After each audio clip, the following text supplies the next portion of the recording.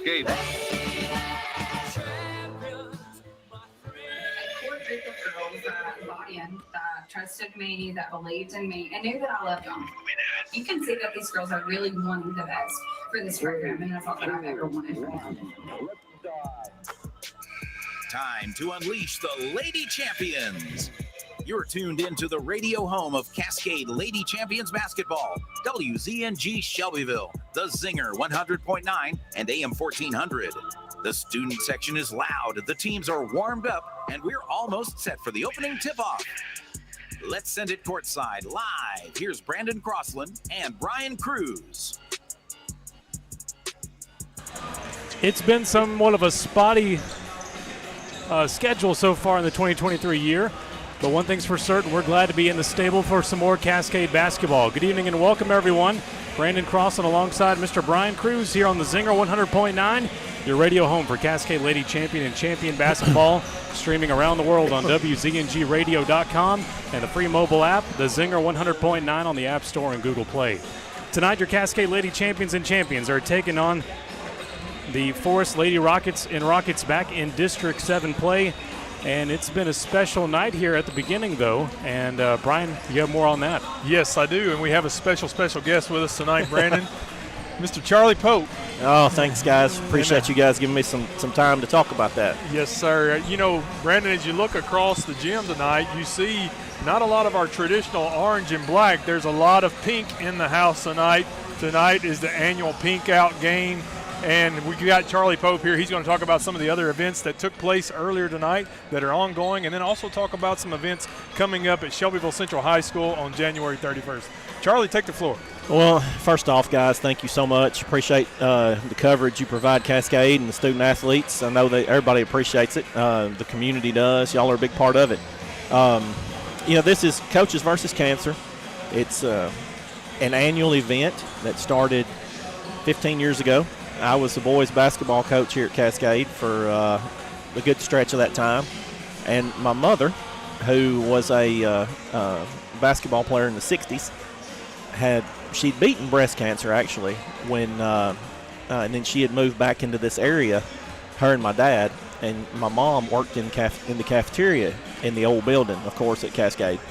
And it was kind of a little family business we had going on. It was kind of neat. She would sit at the 50-yard line across from the bench, and when I was coaching at Cascade, and I would go through the serving line the next day, and I would hear about who played enough, who didn't play enough, who I was too hard on, who I wasn't hard enough on.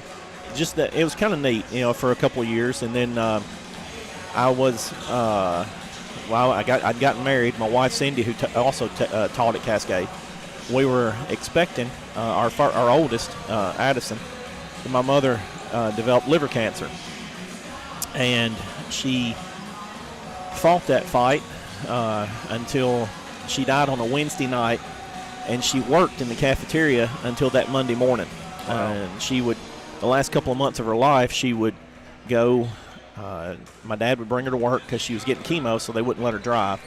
She would work the breakfast line, because she loved kids, she loved students. And then my dad would take her to get chemo and bring her back by 11 o'clock so she could work lunch. And I had gotten a stool out of my locker room, and I would set it next to the serving line so that she could rest when she got tired. It would be over about 1 o'clock, and they'd clean up and everything. My dad would come get her, and she would go home, and she'd probably be in the bed by 2 o'clock in the afternoon and sleep until about 5 o'clock in the morning, and do that all over again every day for months. And then when she passed, that was of course that's a blow. To any self-reported mama's boy, that's a blow. Absolutely. And so I see you guys shaking your heads, so you know where I'm coming from. Absolutely, yes, sir. And my father started a scholarship in her memory. It's the Cascade Cafeteria Scholarship, because my mother was a behind-the-scenes person. You know, she was all about serving others. So she didn't want it named after her. When it became apparent that she was going to lose that fight, they kind of established that. She wanted to make sure that it was the Cafeteria Scholarship, because your cafeteria ladies mean a lot to your students at every school. Yes. Shelbyville Central, Cascade, Community, you name it. Because they give them a pat on the back. They give them a smile. They ask them if they're okay. I mean, they just mean a lot to your school culture. And so we established that scholarship, and to support it, each year now we have a spaghetti dinner. That's a fundraiser. and all the proceeds go to that scholarship or scholarships, depending on how much we raise. And it goes to a senior who's been impacted by cancer. Either they've lost a loved one that's very close to them, or they're going to go into a cancer-related medical field. And each year we try to give multiple scholarships. And the T-shirts that you see, my wife, Cindy, has a huge hand in designing. Actually, our daughters help her with that. And as they get older, that gets more creative at our household when it comes time to design those, when you got 3 women working on it. Oh, yeah. My wife and daughters are in the cafeteria. I know they can't hear this anyway, so I can say that. But it's a labor of love, because all the T-shirt money goes to benefit the Jimmy V Foundation for cancer research and goes to the Bedford County Cancer Foundation. We wanted to do that now because, the Bedford County Cancer Foundation supports our folks that are impacted by paying bills for them, giving them money for gas as they go to chemo, helping them pay, groceries, you name it. The Jimmy V Foundation, and you guys are in media, Right. that there are some iconic speeches that we know from our childhood, we know from in our history. You got Lou Gehrig's iconic speech when he developed ALS, and he talked about being, the luckiest man. Yeah. That speech. Well, in our generation, and I say our generation, I'm probably the oldest head sitting here, but there's the Jimmy V speech when he got the Arthur Ashe Courage Award, and then he announced that they were starting the Jimmy V Foundation. That's an iconic speech, and my mother would listen to that speech almost daily during her fight with cancer. It kind of helped motivated her, keeping her going. And so we make sure that we teach our kids that, because, guys, when it's all said and done, we should be dealers of hope. We're hope dealers. And if you can deal people hope, you give them a chance. And that's what this whole movement is about. Yes, and Charlie, we appreciate you coming in tonight and talking about that. And, it's an exciting thing to see how what started here at Cascade has now also at Shelbyville Central High School, and it only takes a small movement like that, like the Jimmy V Foundation, and now basketball teams across the country will be wearing pink and fighting that fight and to try to win against the battle of cancer. But Coach, we appreciate you coming up here. We appreciate you spending some time with us, and we appreciate your efforts in trying to raise money for these scholarships and also to fight cancer. Well, guys, I appreciate it. It's a labor of love, and the goal is to someday be able to retire this event, because that means we've beaten it. That's right. That'd be wonderful. It would be, and again, truly, thank you for the airtime. We want our listeners to know that we're here for you. We're trying to fight this thing, and all the help that they can give, we appreciate. We've got an event January 31st at Shelbyville Central. Same event, spaghetti dinner, cancer T-shirts, the whole deal. And next year, the Cancer Foundation has charged me with we're taking this thing on the road and going to community. So that's awesome. We'll be countywide. Yeah, we'll be countywide, and we love all the help and the work you guys do to help with that too. We appreciate it. Well, we appreciate you, Charlie, and good luck to you, and good luck to our champions tonight. Absolutely. Go Champs. All right. Thank you, sir. Yes, thank you, Coach Pope. Good to see you again, and for a great cause there for the spaghetti dinner going on tonight. And you heard it. If you missed the one here tonight, you got the chance to go to that one at Shelbyville Central as well. Absolutely. Well, folks, I think it's time we take a 1-minute break here, and we'll come back just in time for the 3 keys to the game and getting close to our starters. We'll take a 1-minute pause here. Be back. It's your Cascade Lady Champions taking on the Lady Rockets of Forrest, and we'll be back in 1 minute here on the Zinger 100.9. On game night, winning is everything. But at First Bank, we know life's big wins happen off the field. Like when you win that amazing part, when you win your first classroom's respect, or when you win your employees' loyalty and find a home that wins their smiles. Life's big wins take a bank big on you. Join a team that helps you win not only on game day, but on days you never forget. First Bank, the official bank of TSSAA. Member FDIC, Equal Housing Lender. Getting the job done right on a major construction project takes experienced professionals, the kind you will find when you call Curl Construction and Excavating LLC. Like your Cascade basketball squads, Curl hits the ground running while working to get the job done and beating the clock to meet your project deadline. Serving Middle Tennessee's construction and excavation needs for 25 years and still building. Make your project a slam dunk with Curl Construction and Excavating LLC. Call 931-389-6996. CurlConstruction.com. Dig deep and plow, Champion Nation. You're listening to The Zinger, 100.9 and AM 1400 WZNG Shelbyville. Your radio home for Cascade Lady Champions basketball. And your Lady Champions about to take on the Lady Rockets of Forrest tonight here from the stable on this Tuesday night for basketball. And we may get to those three keys right now, Brian. We'll go and run in through them. Yes, sir. The keys of the game. Number one, start fast but get good possessions. Number two, neutralize Mason Kirby. She's a big scoring threat. She's a senior point guard for the Forrest Lady Rockets. She can put 20 to 25 points up anytime she's on the floor. We've got to neutralize her tonight. And three, everyone on the floor needs to contribute to the scoring. We learned at our coaches show last night that the Lady Champions have been averaging around 33 to 35 points per game. We've got to score more points to be competitive in high school basketball. Those are your three Cataldo car keys to the game. Then that was perfect timing, Brian. Thank you for that. Brought to you by Cataldo Auto Repair Service Center. Now for our national anthem.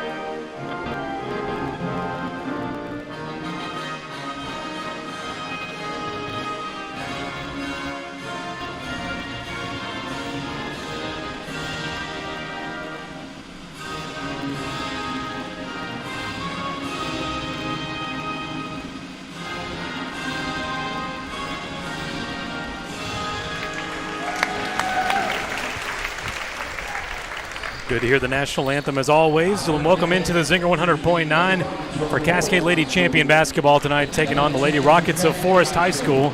Here are their starting five.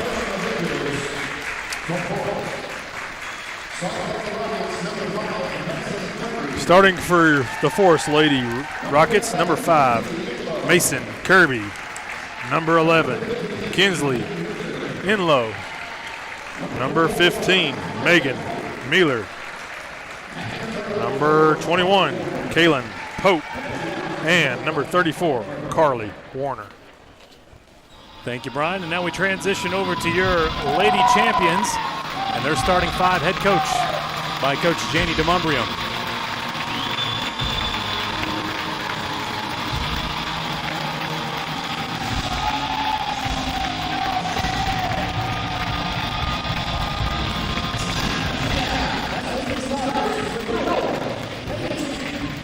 And now your starting lineup for the Cascade Lady Champions. Number 1, sophomore Lena Carter.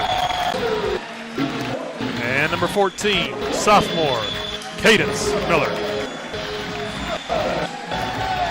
Thank you very much, Brian, for that starting five for your Cascade Lady Champions. And this another important district matchup, been kind of spotty here at the beginning of 2023. Has had one postponement, one cancellation. Not sure when that Grundy County game will take place. But all we know is we're playing here tonight versus the Lady Rockets of Forrest, and we're glad you're tuned with us here on the Zinger 100.9. Lady Champions will start right to left this first half in their home whites, orange trim and lettering, and the Forrest Lady Rockets in road black uniforms with blue and red trim and the dark blue numbers. The tip-off is away, and Mealer is the one that tips it off that goes out of bounds on the top sideline. They're going to allow Cascade Lady Champions to get that possession as it was knocked out of bounds by the Lady Rockets. So that'll be Lana Carter throwing it into Kagan Young. Now down low to Sophia Ray. Outside the arc, she dives for it and keeps it in bounds. Now out to Bella Rhodes on the bottom elbow. She'll take control. Now out to Lana Carter. Carter hands it back to Young. Now down low to Sophia Ray. Ray starts her dribble on the low side. Ducking inside the arc. Now hands it up to the top elbow up to Cadence Miller. It gets stolen away there by Megan Kirby. Mason Kirby, rather. Yes, Mason Kirby.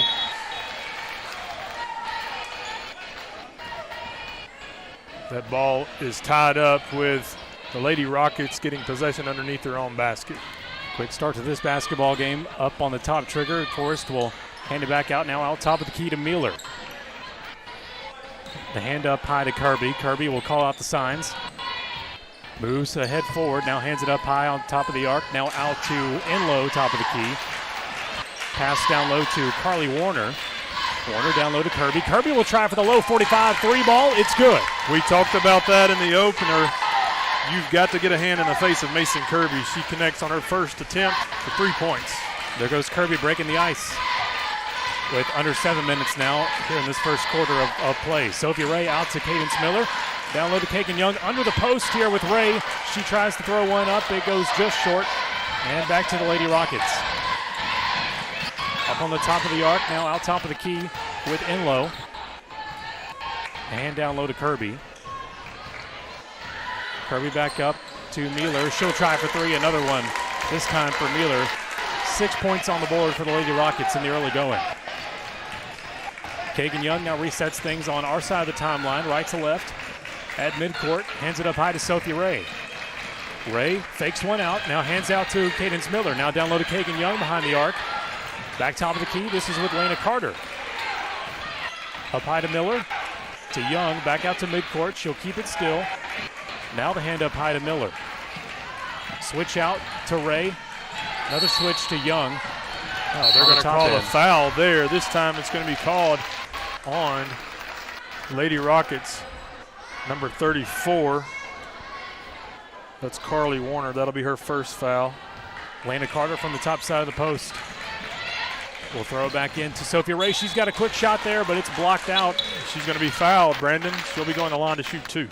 It looked like Mueller got it there, but they're going to say it's Carly Warner with the foul. No, they're going to call that on number 11, Kinsley Enlow. Oh, okay. Those numbers are very, very hard to see against those black jerseys. I was going by the scoreboard. They had 34 up there first. Yeah, that was the first foul. Okay, now, so couldn't keep up that. So to the Garrison Valley line is Sophia Ray. First shot is off the mark to the right. Can't trust what I read, Brian. She'll hit the second. So Sophia Ray will break the board for Cascade 6-1 Lady Rockets. Pass from Kirby down low to Enlow. On the perimeter. Box pivot out here from Enlow. Looking for room, finds Kirby. Kirby puts it back out to midcourt. Well out to Enlow, who's right there at midcourt. Starts the dribble, calls out the signals. Pass up to Mueller, now down low again to Enlow.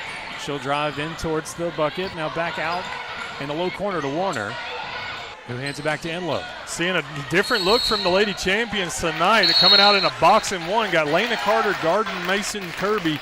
That appears to be very effective. Quick timeout here. We'll take a 30-second as well. Be back. And Lady Rockets lead 6-1 of your Lady Champions on the Zinger 100.9.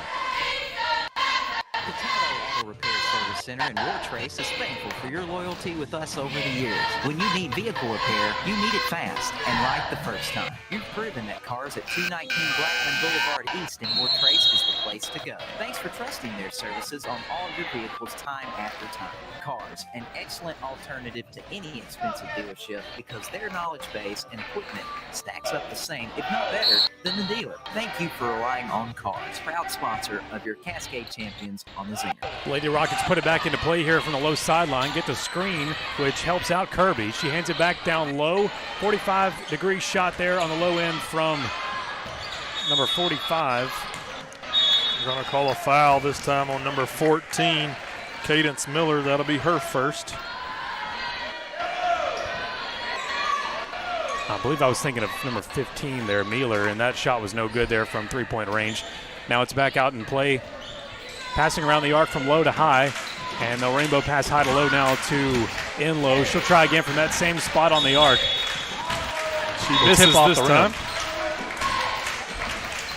Under 5 minutes now here in the first quarter. It's 6-1 Lady Rockets over your Lady Champions here at home. Lena Carter hands it out now for another Lady Champion possession up to Kagan Young. The bounce pass up to Miller. Miller holds on there from the top 45 angle. Out to Sophie Ray, top of the key. Turnover, Cascade. Thrown into coverage, trying to find Kagan Young. Now goes back to the Lady Rockets. They'll try a quick one there on the low side of things there inside the paint, and it's good for two. There was a shot for Kirby. 8-1 Lady Rockets. Another turnover.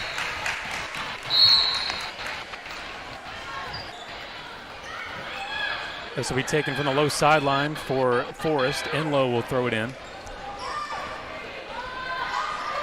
Out to Kirby. Lady Rockets with a 3-11 record so far this year, 1-1 in district. Down low to Mueller. To Kirby, top of the key. The bounce pass in, blocked there by Kagan Young with Lena Carter and company. They're going to say that ball was kicked by Kagan. Ball will be going back to the Lady Rockets. Kirby will try that again from the low sideline.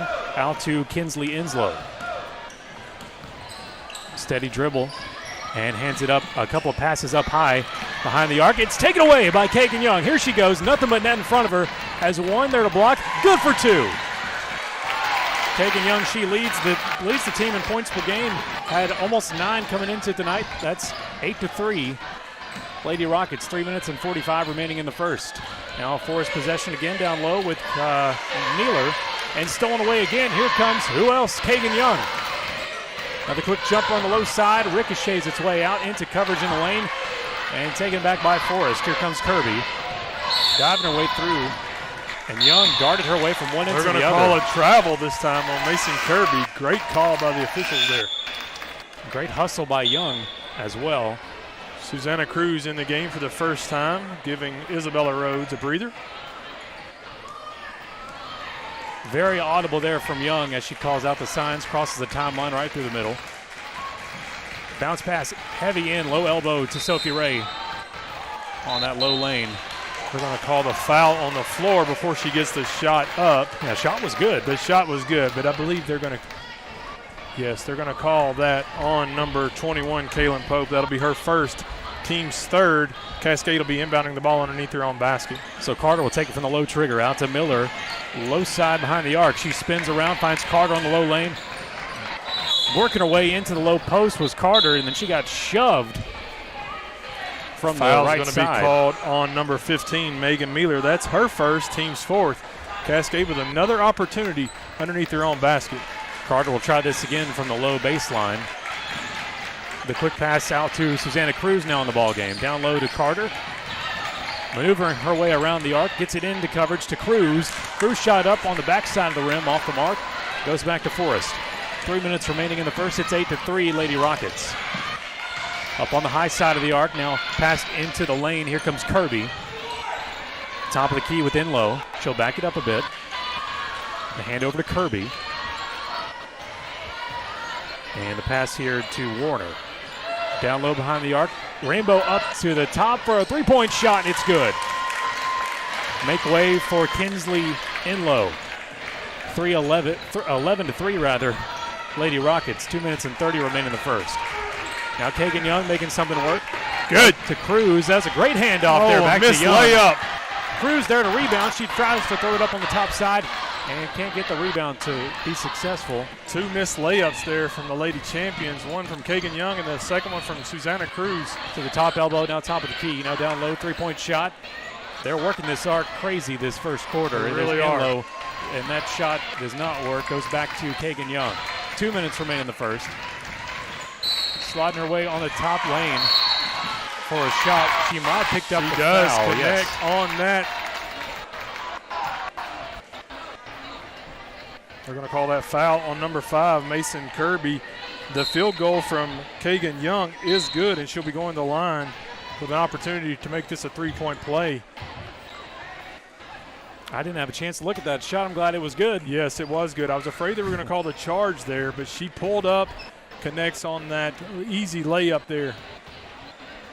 And she connects on that free throw tip as well. Successful at the Garrison Valley Farms free throw line, the points per game leader so far.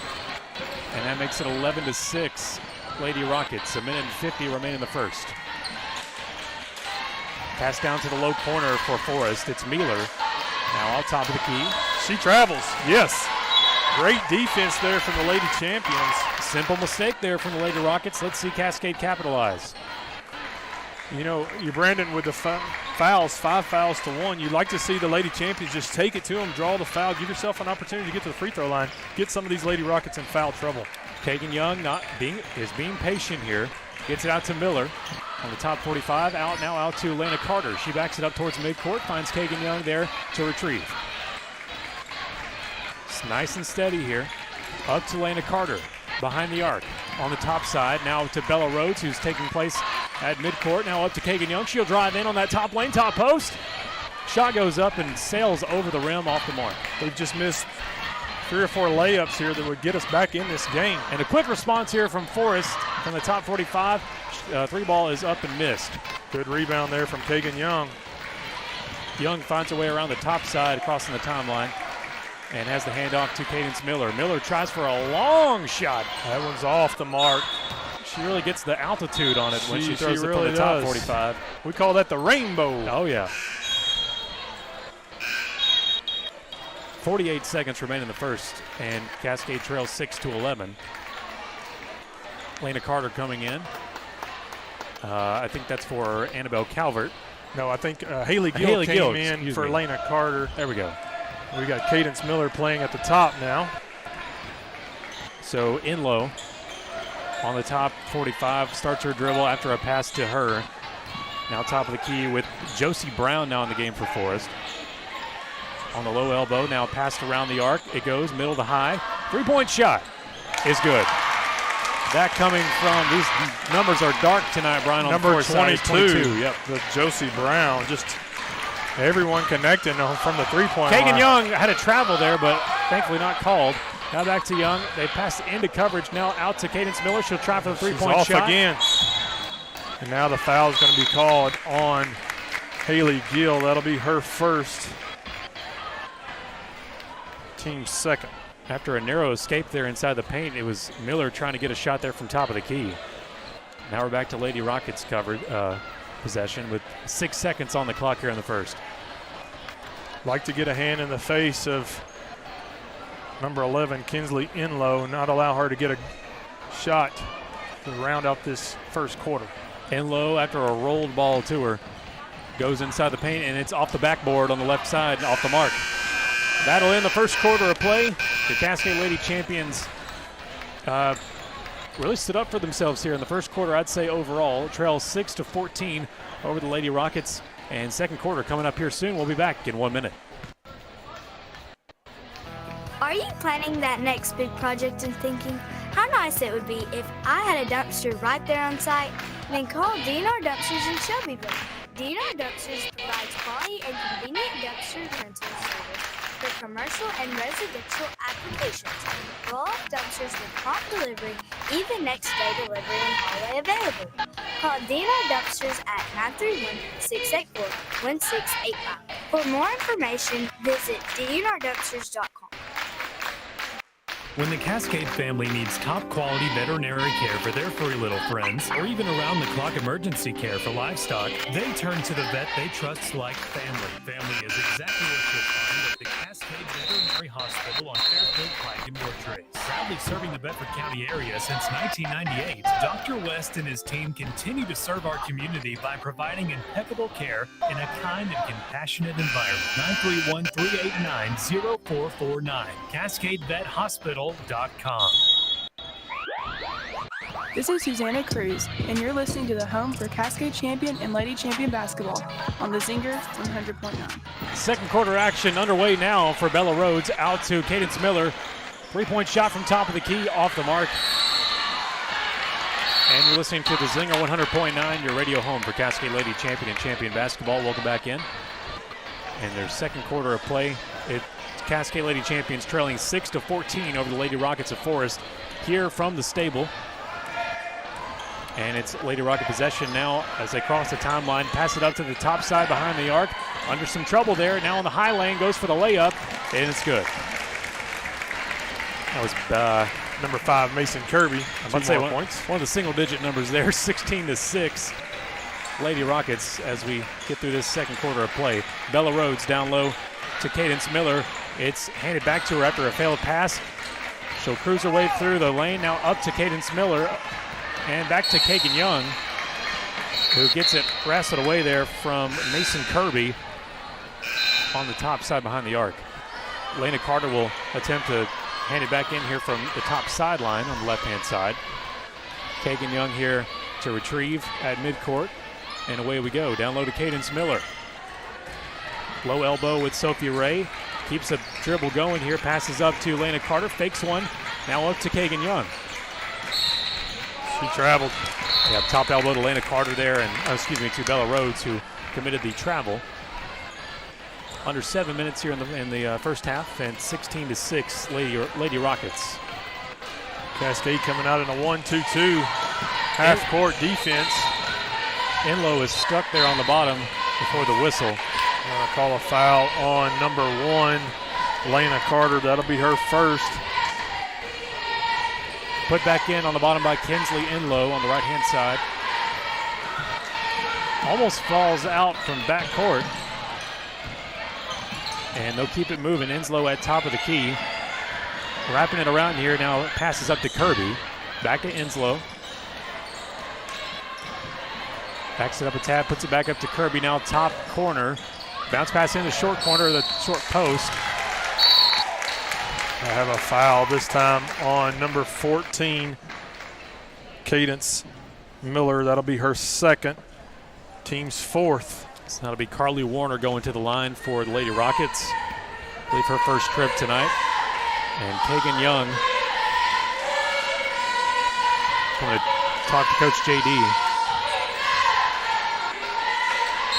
Carly Warner misses on that first attempt. And the trade out here, and Miller will go out to the bench, and Susanna Cruz into play.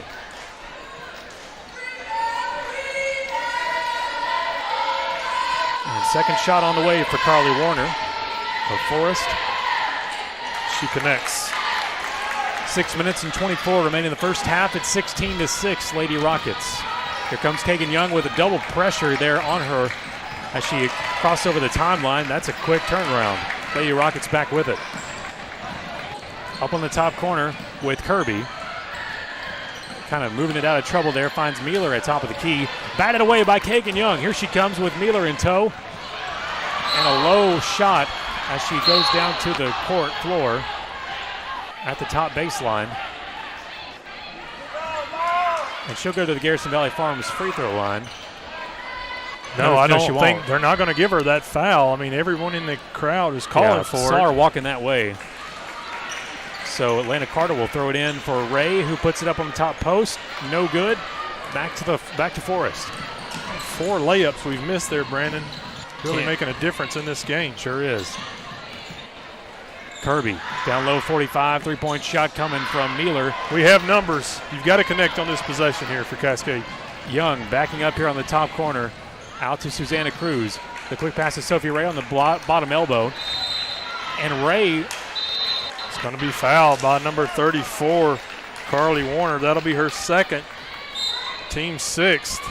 Cascade will be bringing the ball in underneath their own basket. Sophie Ray is one of our players that's just not afraid to dig in there and try to rip one away. Kagan Young from the low baseline will throw it out. Finds Bella Rhodes. She'll move her way up, give to Lena Carter for 3 on the top side. It's a little too far to the right. Cruz there to rebound. Gets a second rebound. Good hustle there from Cruz.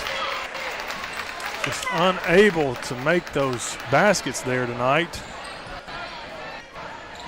This will head back to Forrest. 5 minutes and 20 remaining in the first half. 17-6 Lady Rockets. Mason Kirby crosses the timeline right through the middle, hands it up high to Enlow. Back to Kirby. Now low for a three-point shot for number 22, Brown. A little too far. It's not a rebound that time. Foul's going to be called on number 11, Isabella Rhodes. That'll be her first. Team's 5th. So the fouls are evening up a little bit. Hand out to around the arc from high to middle. Now down low with Brown. Forrest will hand it all around now to the top 45 for a 3. She found the opening. Kinsley in low. 3 ball. Kagan Young crosses half court through the middle, down low to Lana Carter. She'll try for her three-point shots off the mark. Bella Rhodes there to recover. To Susanna Cruz for 3. Off the edge. Rebounded by Bella Rhodes. Another attempt here for Lana Carter. Finally, Lana Carter's able to connect on a layup. And puts the points in 20-8. Lady Rockets been doing some damage here lately. Kind of a awkward takedown there from Forrest in low on Kagan Young there at half court. Foul's going to be called on number 2, Kagan Young. That'll be her first, team 6th. When I say takedown, I mean more like a trip over there. Yes. From the top sideline, out to Enlow. Top of the key with Brown.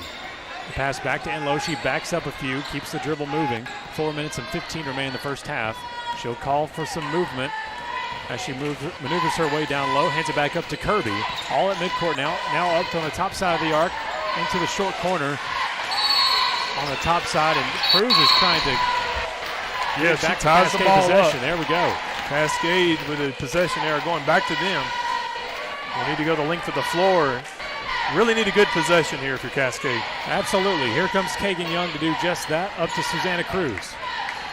Back to Young. Now top elbow with Sophie Ray. Down low to Carter. She retains possession. Get it back top of the key to Young. Now down low to Carter. Trying to cause some diversion here to get an open shot. Young gets up to Cruz on the top side. Hands it back to Young. Down low to Carter. Find the gap there with Ray. Sophie, you just got to shoot that ball, girl. Sophie's shot was in, but yeah, post buzzer. They called a travel there. Another turnover for Cascade. Score remains 20-8 Lady Rockets. 3 minutes and 35 remain in the first half. Crossover half court, that's Mason Kirby. To the top side, the roll into that top short corner. That was smooth and picked up by Kagan Young, but that has to be a foul. No foul at all. That has to be a foul called. Young very well knocked down. As Forrest presses in inside three-point land for the shot on the top side. That was number 11, Kinsley Enlow. 3 minutes remain now, 22-8. Lady Rockets down low to Lana Carter. She'll try for 3 on the low side. She connects. First make 3, Lana Carter. Been trying that a couple of times, so has Cadence Miller. The key is to spread that ball around, get yourself an open shot, and connect on it. 10-point deficit now, 22-11. Lana Carter just playing her heart out over there on defense. Sophie Ray gets a steal going coast to coast. Throws it up. The foul. This time the foul will be called on number 22, Josie Brown. That'll be her first. I'd like to see that tenacity out of Sophie Ray. It's been showing up these last few outings. Sophie Ray will be going to the line to shoot 2.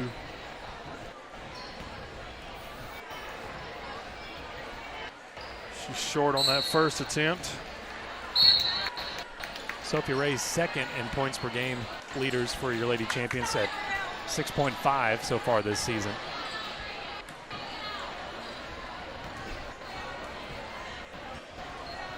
She misses on that second attempt as well.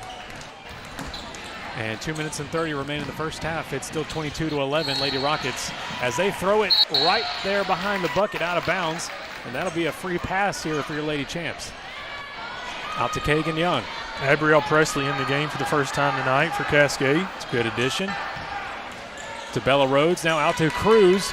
She'll try for 3. It off the left side of the rim. It's a really good look that time. It Just was. unable to connect.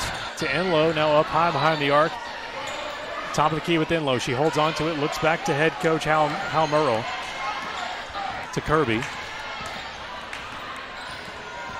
Trots away up high. Leaves room for Enlow at top of the key. Now down low to Rabin. Rabin, excuse me. Now down low, and the shot good from the low short corner. I think that was from 35. Siegs, who's in the game as well now. Susanna Cruz to Kagan Young. Now down low to Presley. All around the arc it goes. Now back up to Susanna Cruz. She'll try for another three ball. Just unable to connect. Falls out of the rim. Made good contact though. As Forrest took it back there for a short time. Now back to the Lady Champions. A minute and 31 remain in the first half. It's 24-11 now, Lady Rockets. Presley dishes it out to Kagan Young, who's there at midcourt, looks for some room. Has Presley up top, Cruz on the low side. She'll go with Presley. And now out to Bella Rhodes. Rhodes, the pass to Young. It's taken away mid-flight by Kirby. She'll throw in for two. Kirby's just a really, really good ball player. Able to respond very promptly as well. 26-11, a minute remains in the first half. Down low now with Susanna Cruz. Another possession, and easy come, easy go. Back to Kirby. On the low lane, she is stopped mid-ascent from Bella Rhodes. I think Rhodes pick up the foul, yes. Yeah, that'll be a foul on number 11, Isabella Rhodes. That'll be her second. Sending Mason Kirby to the line. She connects on that first one.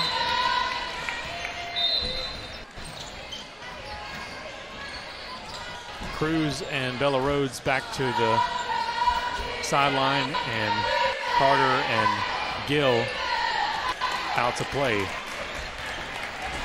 Second shot there was good for Forrest. It's 28-11. Lady Rockets with 45 seconds remaining. Sophia Ray, top of the key, up to Presley. Presley throws one up on the top end, no good. It goes back to Forrest. Kirby to top of the key now with Enlow. She'll back it up here at midcourt. 30 seconds remain in the first half. I would say they'd be very content on slowing this down for one last shot. Yeah, they'll be biding their time here. Kirby getting closer to the top of the key. Now rushes inside as it's passed up to the top corner. Now back to Enlow. You got to get a hand in her face. Top corner. Here comes that three-point shot. On it. They gave it to her once before they gave it to her that time to score. And that was easy money there for Forrest. There's Mason Kirby with that three ball on the top side. Kagan Young to respond as well. Right there before the end of the first half. And we'll head to the locker room. The score at halftime, your Lady Champions 13, Forrest 31. Folks, when we come back, we'll have your halftime report built by Curl Construction and Excavating LLC. And we'll have lots of things to be discussing here, and may even get a visit here from Coach Lawson. We'll be right back in 2 minutes here on the Zinger 100.9. Again, your Lady Champions trail at the half, 13-31 over the Forrest Lady Rockets. We'll be back in 2 minutes. Hi, I'm Blake Moon from Cascade School. Did you know there's a place where you can get good neighbor service and great auto and home insurance rates? Yep, that is Rob Gardner State Farm. So stop shopping around. Rob Gardner State Farm has got you covered. Give Mr. Rob and my mom a call today. 931-685-2080. Like a good neighbor, State Farm is there. Go Champs! Clanton Pipe and Supply, your corrugated plastic and metal culvert pipe supplier. Clanton has been selling pipe for over 30 years and carries all types and sizes of corrugated plastic and metal culvert pipe. Special orders are available. If it's made, we can get it. We guarantee quality products and reasonable rates. You'll always get professional service when you call 931-684-4847 for Clanton Pipe and Supply for any pipe and drainage needs. Delivery is available. This is the season when not just our head, but our heart's in the game. A time when our town starts to feel more like our team. At First Bank, we're community super fans. We don't wear uniforms, but we all wear our heart for community on our sleeve. That means we're not just in the bleachers Friday nights. We're in your corner 24/7, cheering your goals even louder. Don't just get a bank, get a team. First Bank. Bank local, get more. Member FDIC. There's peace of mind when you discover quality local beef for your family that's backed by tradition at Garrison Valley Farms. Taste the difference of locally processed beef, free of antibiotics, steroids, and hormones. They always have quarters of beef available, halves and wholes available by request. 931-389-1005. Open Monday through Friday, 8 to 4, and Saturdays from 9 to 12. Fill your freezer with quality local beef backed by Bedford County tradition at Garrison Valley Farms. Proud supporter of Cascade Champion Basketball. Sing. This is Cadence Miller, sophomore guard, and you're listening to your radio home of the Cascade Lady Champion Basketball, the Zinger 100.9. And we are streaming live and around the world on WZNGradio.com. We appreciate all those that listen to almost every game via our streaming, and also the Zinger 100.9 free mobile app on the App Store and Google Play. Folks, welcome into the Halftime Report, built by Curl Construction and Excavating LLC. My name is Brandon Crossan, alongside the legendary Cruise Control, Mr. Brian Cruz, who just celebrated a recent birthday, by the way. Absolutely. There's been birthdays all over the place this first half of the year, hasn't there? There have. And I think I failed to mention, I think we may have been out for that game, but there was one game where we had 3 player birthdays. No, that's coming up this Friday night. That's coming up. Okay, that's coming up this Friday night. All right, good. We haven't missed it. Yeah, that'll be this Friday, which has been rescheduled as homecoming, and that's when we'll have those 3 Lady Champion birthdays in a row. Can you remind me who those 3 are? You have Susanna Cruz will be turning 15. Okay. You have Isabella Rhodes turning 16. And then Annabelle Calvert turning 17. How you like that? Okay. So we'll have a triple birthday on homecoming, no less. Yes. And, of course, they already had the homecoming festivities last week because that's when it was intended to be. But we'll still have the homecoming court and the other festivities that we did miss that are always, traditionally held during game time. Of course. It's a quieter week for them, but we'll still have those activities Friday night as we host Fayetteville. I'm glad they still get to do that, yes, and Fayetteville will be the big one coming up this Friday. And, of course, looking even more ahead from that, we'll have our makeup game this Saturday on the road at Lincoln County. And, folks, we let you know that Cascade Lady Champion Basketball on the Zinger is brought to you by First Bank, Curl Construction and Excavating LLC, Garrison Valley Farms, Cataldo Auto Repair Service Center, DNR Dumpsters, DNR Contractors, Cascade Veterinary Hospital, and by State Farm Rob Gardner Agent. And there is Miss Mallory Ayers, who won the Sir Pizza Free Pizza Friday giveaway with our very own Skeeter on the Zinger. He gives those out on Fridays, and Miss Mallory was the proud recipient of one. So we arranged it where, hey, she can just come pick it up here. Pick it up here at the booth. No problem about that at all. All right. So now, since I don't see a coach here with us, we'll talk about what happened here. 13-1 is the trailing here at the end of half number 1. Brian, what are your initial things that you're seeing there standing out? We kept it pretty close there in the first quarter, 14-6. We were trailing the Lady Rockets after 1. They've stretched that lead out 31-13 now at the halftime. We have not really found an answer for Mason Kirby. When we came out in that box and 1, we had Lena Carter kind of isolated towards her. And, that kind of stopped and slowed it down for just a little bit. But Mason Kirby has 14 points already in this contest. She's connected on 2 3-pointers.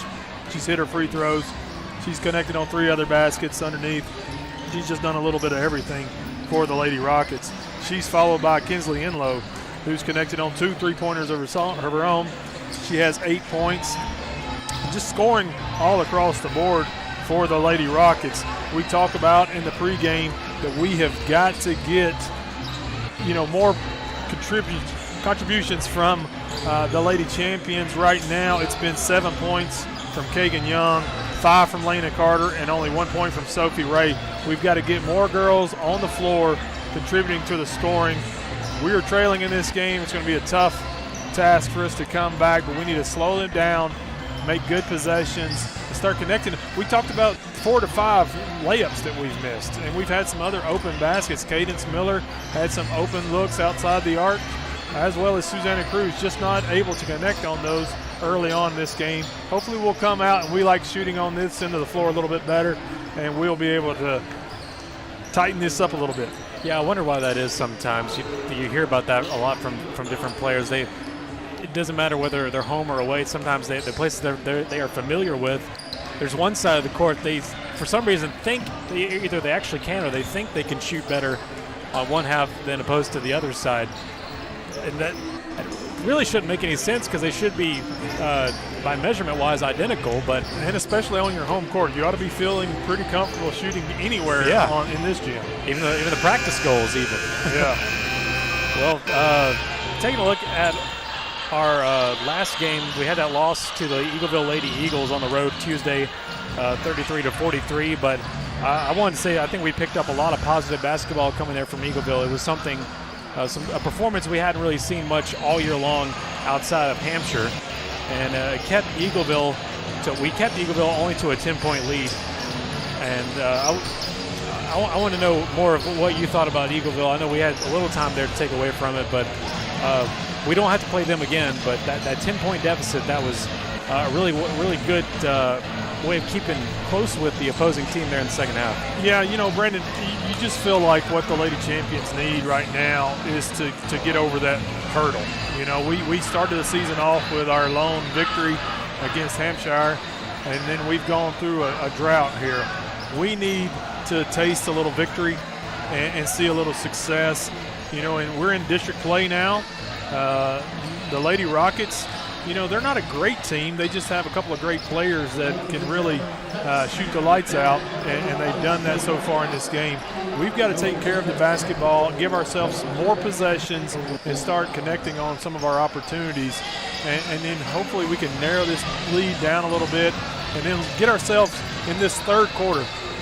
We've really got to come out in these first 3 minutes of this third quarter and just take care of the basketball, give ourselves a fighting chance.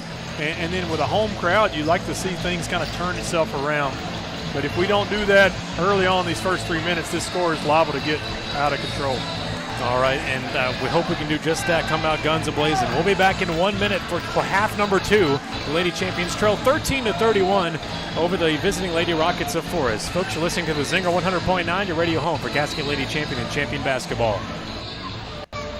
Cataldo Auto Repair Service Center in War Trace is thankful for your loyalty with us over the years. When you need vehicle repair, you need it fast and right the first time. You've proven that cars at 219 Blackman Boulevard East in War Trace is the place to go. Thanks for trusting their services on all your vehicles time after time. Cars, an excellent alternative to any expensive dealership because their knowledge base and equipment stacks up the same, if not better, than the dealer. Thank you for relying on Cars, proud sponsor of your Cascade Champions on the Zinger. DNR Contractors is your local home improvement expert, locally owned and operated with over 30 years experience in the remodel industry. From roofing to remodels or home additions, DNR Contractors is here to help with your next home improvement project. Get your home holiday ready by calling my daddy today at 931-684-1685 or visit our website at dnrcontractors.com. Go Champs! This is Annabelle Calvert, Junior Guard, and you're listening to the radio home for Lady Champions Basketball, the Zinger 100.9. And you're right back here in time for half number 2 here on the Zinger 100.9, your radio home for Cascade Lady Champion and Champion Basketball. And here we go right to left for the Lady Rockets the second half. And the PA, little mix up there. We're good to go. Now out at midcourt. Keeping the dribble moving. Cascade coming back out in that box and one. Lena Carter on Mason Kirby, seeing she can slow her down. Unfortunately, they have that Kinsley Enlow, who's also a very, very good player. And Enlow slings it up to the top behind the arc, and the pass back to her goes way over her head. That's exactly what you want if you're Cascade Lady Champions right now. Lady Rockets came out with the first possession. We create a turnover, and now we need to take care of the basketball ourselves. Young up to Lena Carter. Now to Sophie Ray, top of the key, back up to Kagan Young on the top 45 behind the arc. The handoff to Carter, top of the key, now down low to Miller. Miller blocked heavily there on the low end behind the perimeter. Now out to Kagan Young, out at midcourt. Keeps the dribble moving, now pressing in. Now a down low to Miller, who hands it back up to Bella Rhodes. At top of the key, now down low to Kagan Young. Young wraps it around, no options, finds Miller. Miller for three at top. From the top side, it's off the mark, goes back to Forrest. Just some really good looks at the basket, just unable to connect for the Lady Champions. Enlow comes quickly to respond, can't get it done as she drives her way through the lane up to the hoop. And now back to Kagan Young, up to Lena Carter. Around the arc it goes down low to Miller, now top of the key with Sophie Ray. Quicker basketball here for the Lady Champions coming out of the locker room. As Miller goes up on that top lane, now hands it out in the nick of time to Elena Carter. Out to Kagan Young, out at midcourt, passing all around the place here, up to Miller. These possessions are taking a long time. Bella Rhodes up to Kagan Young, who goes up to the short top corner for her shot, and going to be fouled. Kagan Young will be going to the line to shoot 2. Foul's going to be called on Lady Rockets number 5, Mason Kirby. That'll be her second personal foul. So Team's Young first of this half. Young to the Garrison Valley Farms free throw line. She connects on that first free throw.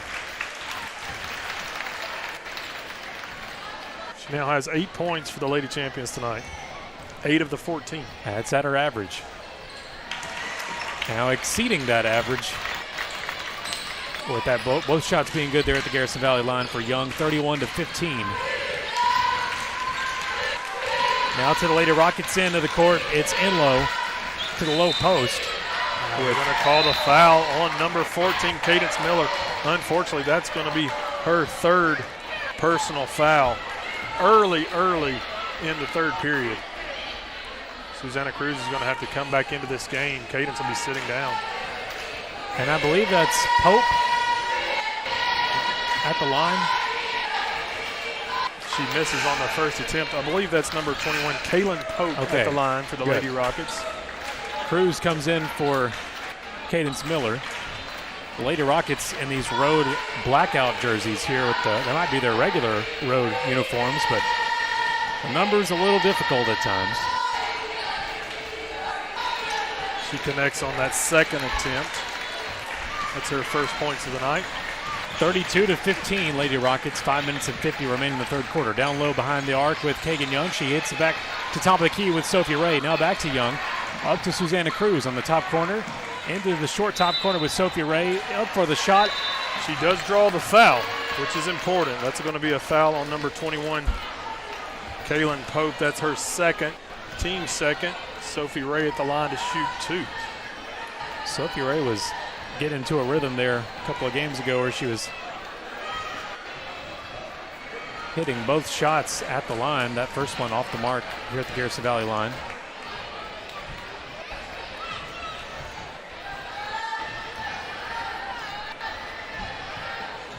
She connects on that second attempt. 32-16, 5 minutes and 40 remain in the third for the Lady Rockets lead. And calling for a screen here is Enlow. Back down low with her on the low 45. Swish, easy 3-ball there from the low end. You try to neutralize the Mason Kirby and then you leave Kinsley Enlow open and she's just as dangerous. Yeah, there's 2 weapons. They could be on either side. Bella Rhodes. A loose ball. Here comes Susanna Cruz to save the day. Inside the lane. She draws a foul. That's important if you're Cascade. You've got to keep taking it to the Lady Rockets. Give yourself an opportunity to get them in foul trouble. Foul's going to be called on number 15. That's Megan Mealer. That's her second, team's third. Susanna Cruz at the line to shoot 2.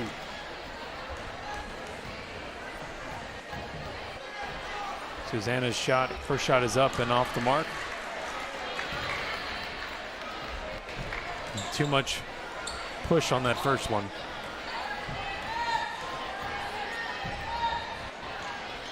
Hits the second. That's her first points of the night. 35-17, Lady Rockets. 5 minutes remain here in the third. Mealer will control things from midcourt. Looks for the directions there from Coach Merle. Down low to Enlow. Now back up to Mealer. Here comes another 3-ball. Same as last possession from Enlow. And it looked just about the same too. You're just going to have to get somebody out there. You may have to just transition over to a man-to-man defense so that you have someone out there outside the arc guarding these girls. Into coverage with Sophie Ray. She lines one up for 2. That was some great teamwork there, getting it from Cruz to whoever that middle one was there to Sophie Ray to find that low side layup, 38-19. Lady Rockets, and back on the Lady Rockets end, it's a toss-up there below the bucket. Ball goes out of bounds. over the backboard. A couple of missed shots there, opportunities for Forrest. It goes back to Kagan Young, cross half court through the middle. The fake out up high to Lena Carter. Now to Sophie Ray, top of the key, down low to Cruz. Pass into the low lane to Lena Carter. It's ripped away. So Warner at top of the key, now up for the three-point shot from Kirby. No go. Rebounded from the low post by Mealer. And they'll save it here for Enlow, who's going to hold on with no dribble. Now she begins it at midcourt. Blocked by Lena Carter. And the pass up high to Kirby.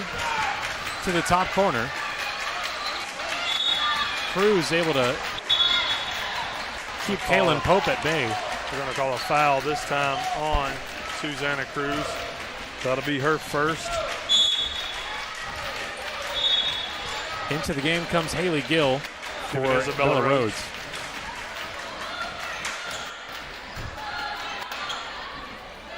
So Forrest will inbound it from that top corner again.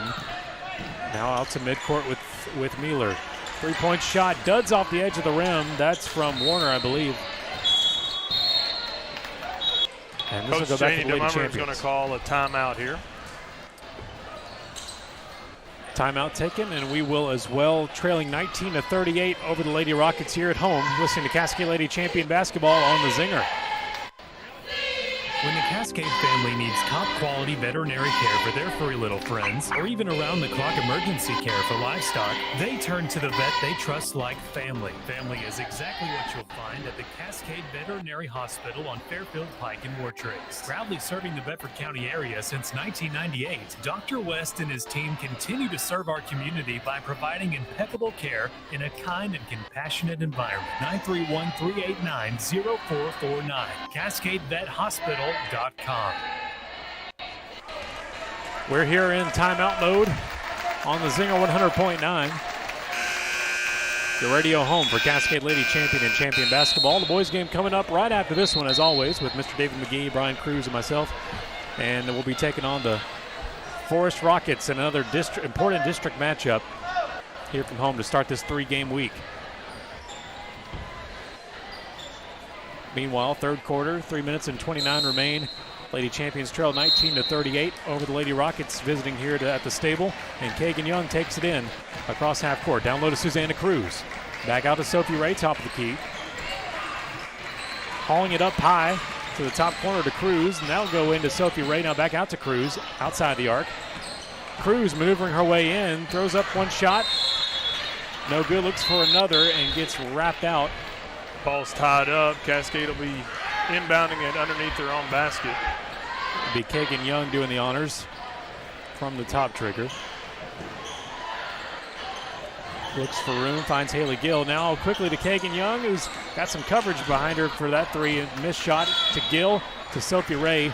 Ray's shot's good, post whistle. Yeah, they're going to call another travel on Sophie Ray. That's the second one of those tonight. Cascade now coming out in a full court press. Down low now to Enlow.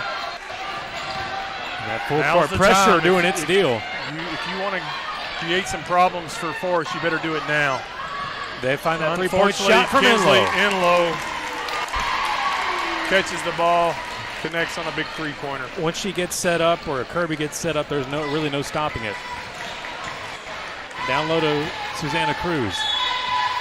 Who's that going to go for? They're going to call a foul there. This time it's on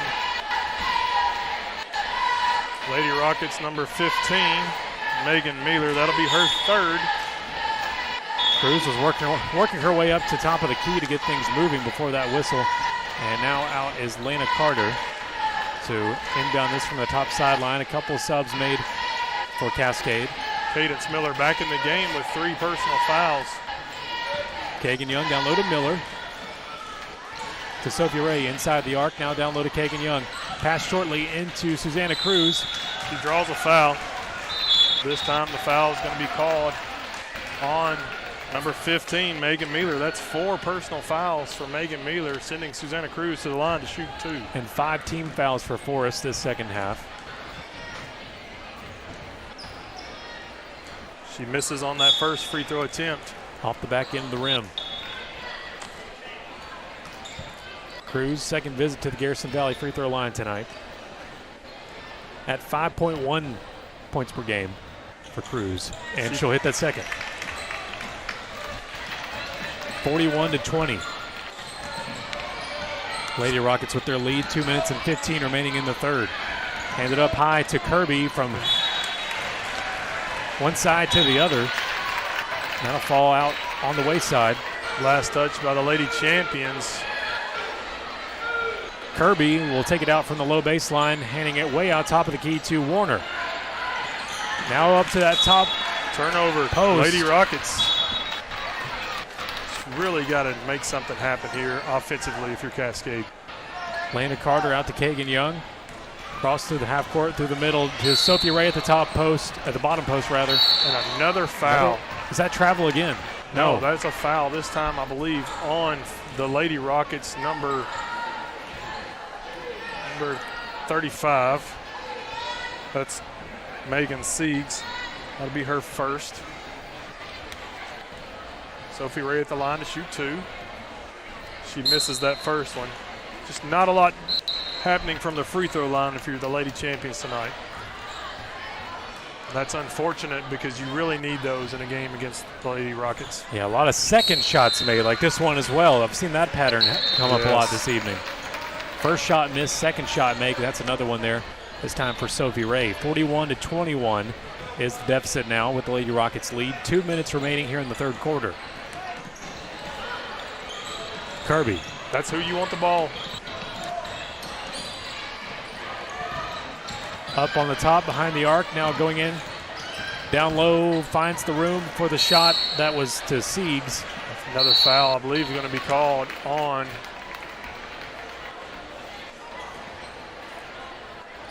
Lady Rockets. Yes. Fouls on number 11, Kinsley Enlow. That's her second.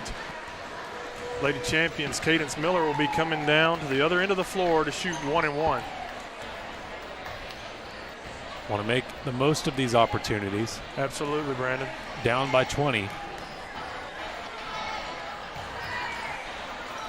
Not quite. Taken out by Susanna Cruz. She's double teamed on the low end. Gets it to Kagan Young in time. Kagan Young falls out of bounds. She steps out of bounds there. So we miss on the free throw. We get her on rebound, but then have another turnover. Still in the full court press. Enlow will inbound it on the bottom side. Still on the Forrest side of the court as Cruz is going aggressive. That'll be her second personal foul. This time with Samantha Hopkins in the game. Team's third foul. And she'll quickly come back to the bench here for Josie Brown. Inbounding on the low sideline is Enlow. Out to Kirby. And almost batted away there. Cadence Miller was ready to spot it. Yeah, they're going to say that she carried that basketball. So turnover Lady Rockets. Lena Carter to Kagan Young. Setting up shop again for the Lady Champions. Down low, it's Cadence Miller. To Bella Rhodes, now to Cruz in the top lane, now up to Miller. She's got open room, open time. It's too far, ricochets off the rim. Like to see Miller get time to get set up like that. Sometimes it ends up being good. Kinsley Enlow, wow, she misses one. Low corner three for Enlow was no good, and that's rare. Kagan Young. Failed pass to Susanna Cruz. It's going to stay Lady Champion possession, says the referee. 51 seconds remain in the third. Still a 20-point deficit. Lady Rockets lead at 41-21. And Lena Carter will take it from this bottom corner. Out to Bella Rhodes, to Cruz. In the paint for the jumper, just short. Goes back to the Lady Rockets with Enlow. Down low for a three-point shot, and that low 45. It's good. Just everybody contributing. That's Josie Brown that time on that 3 ball. That's 2 3-pointers for her. Cruz tonight. for 2. That's a good pickup before the close of the third. Yeah, just like the in low. On the Forrest side of things, top of the key. Out behind the arc, they'll try to fire again. This time won't work from the top side. They're going to call a foul on number 14's Cadence Miller. That's going to be 4 personal fouls on Miller. She'll stay in the game. A whole quarter to play left here for Miller. At the line, it'll be Lady Rockets. Mason Kirby, she misses on that first free throw attempt. But she connects on the second. Just 7 seconds remaining in the third quarter. It's now 45-23 Lady Rockets, and a timeout will be taken. Coach JD will have the talk. We will as well. Be back in 30 seconds here on the Zinger 100.9. Hi, I'm Blake Quinn from Cascade School. Did you know there's a place where you can get good neighbor service and great auto and home insurance rates? Yep, that is Cut Off Rob Gardner State Farm. So stop shopping around. Rob Gardner State Farm has got you covered. Give Mr. Rob and my mom a call today. 931-685-2080. Like a good neighbor, State Farm is there. Go Champs! Back after that timeout, and it'll be your Lady Champions from the low trigger. It'll be Bella Rhodes to hand it out to Kagan Young. 7 seconds. We got to really get a shot off here. Up to Lena Carter, and a missed pass there. That's going to be all for naught. Just not a good possession there for Cascade Lady Champions to round up that third quarter. Into 3, and we'll take it right back to commercial break. Fourth quarter coming up. Your Lady Champions trail 23-45. Be back in 1 minute here on the Zinger 100.9. Clanton Pipe and Supply, your corrugated plastic and metal culvert pipe supplier. Clanton has been selling pipe for over 30 years and carries all types and sizes of corrugated plastic and metal culvert pipe. Special orders are available. If it's made, we can get it. We guarantee quality products and reasonable rates. And you'll always get professional service when you call 931-684-4847 for Clanton Pipe and Supply for any pipe and drainage needs. Delivery is available. On game night, winning is everything. But at First Bank, we know life's big wins happen off the field. Like when you win that amazing heart, when you win your first classroom's respect, or when you win your employees' loyalty and find the home that wins their smiles. Life's big wins take a bank big on you. Join the team that helps you win not only on game day, but on days you never forget. First Bank, the official bank of TSSAA. Member FDIC, Equal Housing Lender.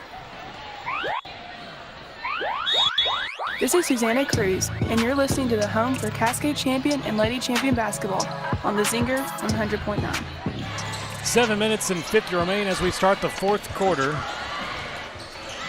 Lady Rockets out on the top side of the arc. Out top of the key with Megan Siegs. The handoff there. And before the whistle, it'll be Lady Champion ball. They're going to call a charge on the Lady Rockets, number 35. That's Megan Siegs. That'll be her second personal foul. Team's 8th. Lana Carter in from the top sideline out to Kagan Young. Back up to Carter, almost taken away there. Sophie Ray there, top of the key. Up to Kagan Young. She'll move her way up on the top side of the arc. Now back out to Bella Rhodes. Rhodes, loose ball, goes back to Forrest with Rabin. That's Anna Rabin out there at midcourt with Lena Carter blocking. Good. Another turnover from the Lady Rockets. Yeah, fell pass to Kaylin Pope. Just really have to take advantage of these mistakes that the Lady Rockets are making now if you're Cascade. Lena Carter gets another chance here from the top sideline, hands out to Kagan Young. 7 minutes remain in the ball game. Down low to Abrielle Presley. Up to Bella Rhodes, top of the key, now up to Carter. Carter presses her way in through the top lane. They're going to call a foul on the floor. Cascade still in the 1-and-1 as that foul was called on number 22, Josie. Enlow comes in for Forrest. Megan Siegs back to the bench. The Garrison Valley line, it's Lena Carter. Can't find shot number one. Ricochets off the rim. I think they're going to call a lane violation on the Lady Rockets, giving her another opportunity.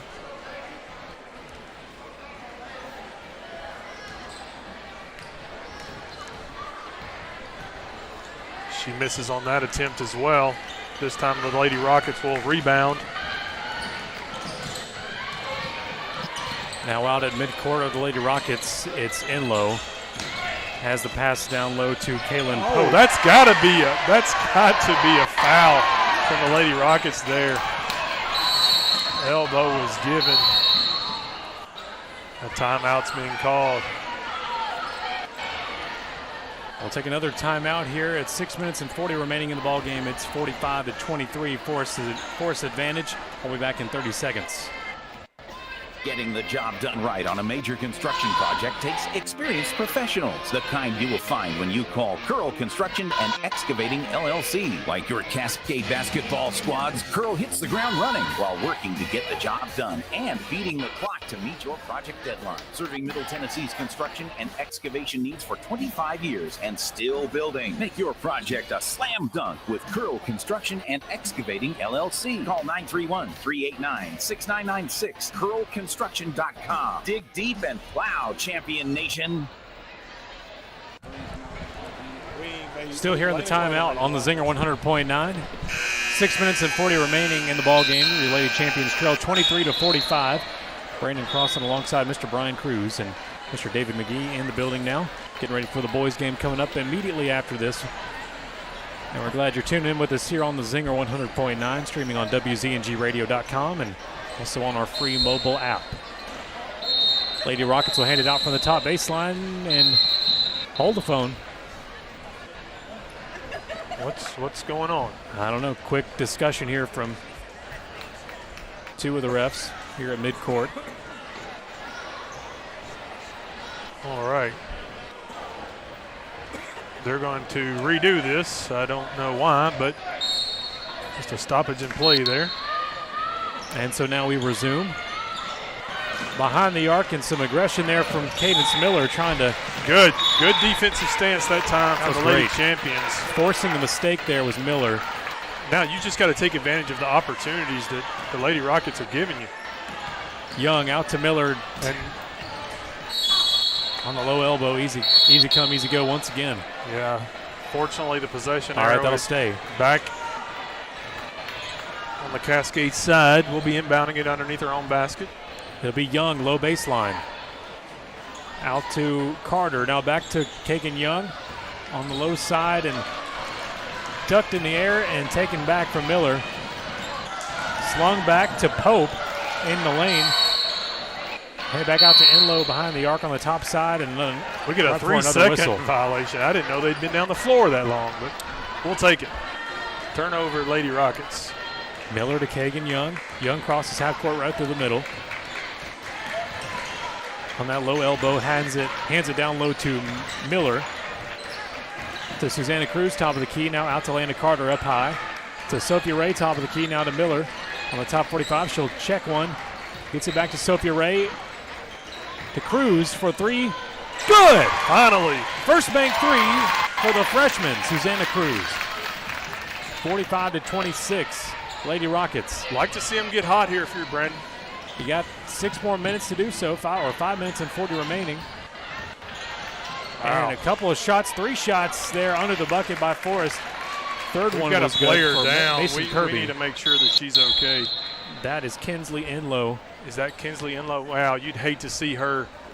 A starter here for the Lady Rockets. And just a really, really good athlete for the Lady Rockets. She's connected on so many baskets for them tonight. She's hit on 5 3-pointers. She's down underneath their own basket in obvious pain.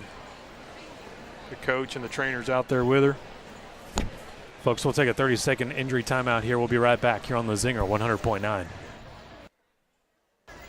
Cataldo Auto Repair Service Center in Wartrace is thankful for your loyalty with us over the years. When you need vehicle repair, you need it fast and right the first time. You've proven that cars at 219 Blackman Boulevard East in Wartrace is the place to go. Thanks for trusting their services on all your vehicles time after time. Cars, an excellent alternative to any expensive dealership because their knowledge base and equipment stacks up the same, if not better, than the dealer. Thank you for relying on Cars, proud sponsor of your Cascade Champions on the Zinger.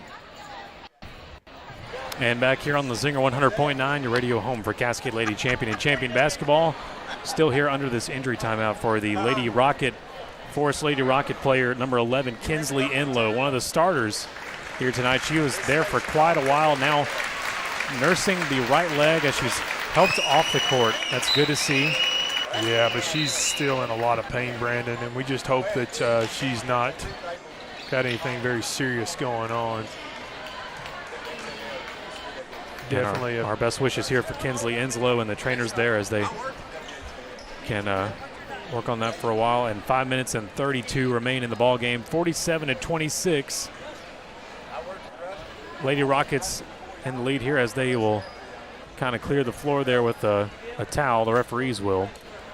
And we'll resume play here with Lena Carter. She'll throw out from the low baseline out to Kagan Young. Got to pick up the pace a little bit if you're Cascade now. Still take care of the basketball, but Cadence Miller goes for the foul line jumper. Off to the right, it nudges, and goes right back the other way for Megan Mueller. She'll cross half court on the top side. Finds her way right to the top side of the paint and slings it out of bounds. They're going to be overruled here. The official, the shot was blocked by Susanna Cruz, blocked out of bounds. The official is going to be reversed on that last call, giving the ball back to the Lady Rockets, which is the correct call. Kirby, Hands low up. baseline. Out to Warner. Up to Mueller. All around the arc, and another whistle. Cruz in possession. Foul's going to be called on number 30, Susanna Cruz. That's her third personal foul. From the top trigger, Forrest will hand it back out. This is Kirby. Out to that top corner now, top of the key with Mueller. Now a foul's going to be called on number 2, Kagan Young. That was low post with Kirby trying to make a shot, and there's where the foul occurred, and it'll be Kirby going to the line for Forrest. That's 2 personal fouls on Kagan Young. First shot's good for Mason.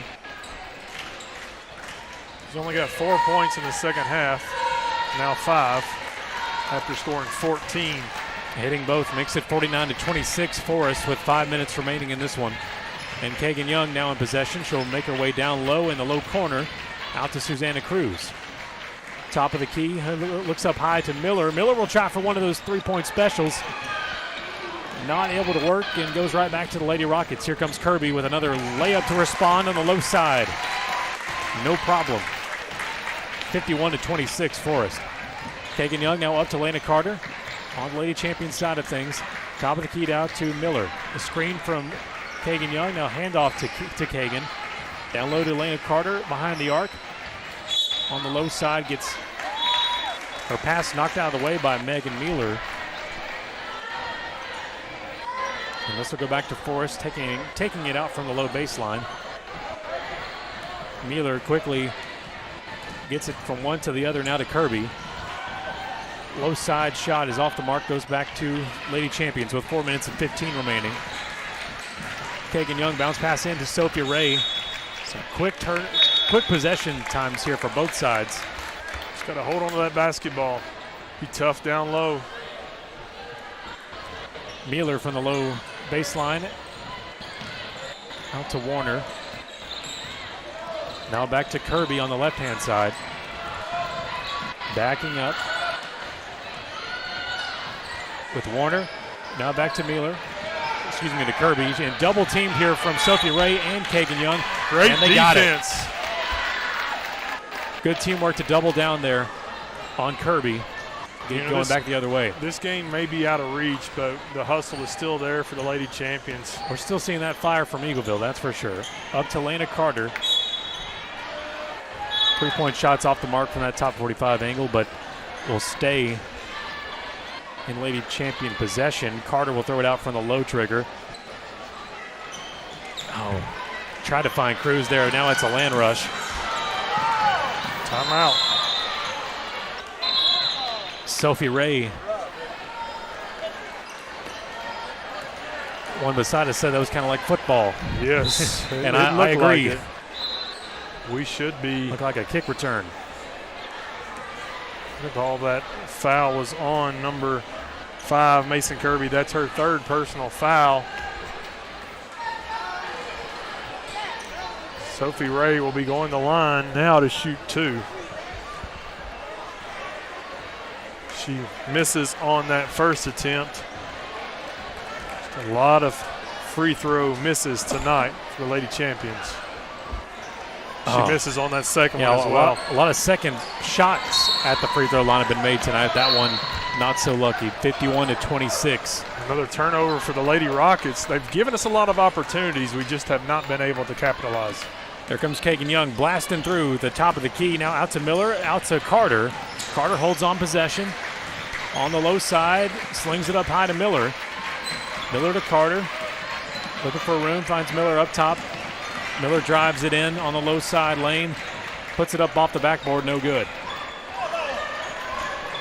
Forrest trying to get back to their side of things, hands it off to Warner. Now across half court on the top side.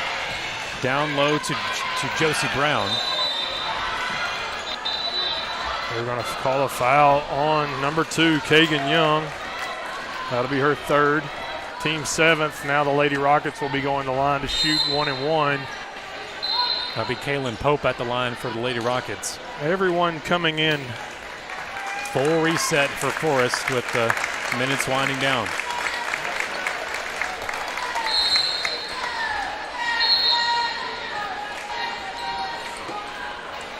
And timeout here. And we'll take one as well. We'll be back in 30 seconds. 3 minutes remain here in the ballgame. It's 51-26 Forrest here on the Zinger 100.9. Are you planning that next big project and thinking how nice it would be if I had a dumpster right there on site? Then call DNR Dumpsters in Shelbyville. DNR Dumpsters provides quality and convenient dumpster rental service for commercial and residential applications. Roll-off dumpsters with prompt delivery, even next-day delivery and haulaway available. Call DNR Dumpsters at 931-684-1685. For more information, visit dnrdumpsters.com. You're listening to the Zinger 100.9, your radio home for Cascade Lady Champion and Champion Basketball. And we're proudly brought to you by First Bank, Curl Construction, Garrison Valley Farms, Cataldo Auto Repair Service Center, DNR Dumpsters, DNR Contractors, Cascade Veterinary Hospital, and by State Farm, Rob Gardner Agent. Glad you're joined with us here wherever you're listening. To the final minutes of this Lady Champions contest. Then we'll have the boys game immediately following, so stay tuned. 3 minutes remain. 51-26 is Forrest advantage over your Cascade Lady Champions. It's Pope at the line for Forrest, and that shot's off the mark. It goes back, and it's anyone's guess here. Kagan Young pushes it ahead from left to right. She crossed half court with it, and the whistle blows again. Foul's going to be called on, I believe, number 23, Sadie Smith. That'll be her 1st. Kagan Young at the line to shoot 2, as we are in the double bonus. She connects on that first free throw attempt. That's the first shot at the line made. The first shot at the line, I should say, made tonight, I think, for the Garrison Valley Farms free throw line. She'll hit both. What about that? That looks better. Sure does. 51-27. Lady Rockets under 3 minutes now in the ball game. And a missed shot from way downtown goes back to the Lady Champions. Lena Carter takes it down on the low side, down the low corner, hands it out to Sophie Ray. Another foul has been committed. This time on number 12, Sienna Borba, that's her first. It was Ray there on the bottom elbow where that foul occurred. And it will send Sophie to the Garrison Valley Farms free throw line. Good.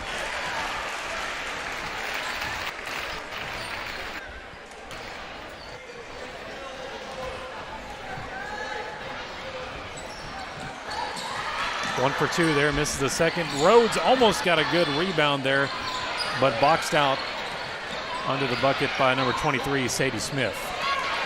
Sophie Ray able to take advantage of a mistake here. 2 minutes and 30 remain. Slung from one court to the other. Cruz trying to keep a hold of it there in the low corner. Cascade will be maintaining possession underneath their own basket.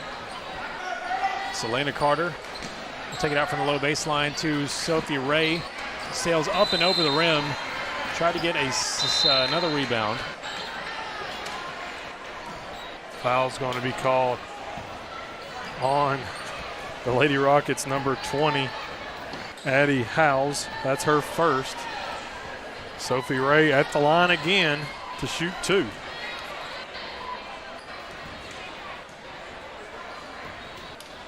She misses on that first free throw attempt.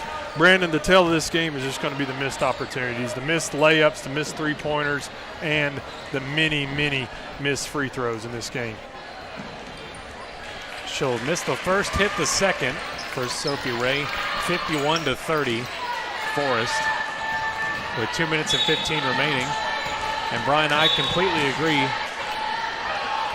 on those last statements. Fourth personal foul on Susanna Cruz, sending the Lady Rockets to the line to shoot 1 and 1. I believe that's number 22, Josie. I can't see the last name on that. That's Josie Brown. Josie Brown. She connects on that first free throw attempt.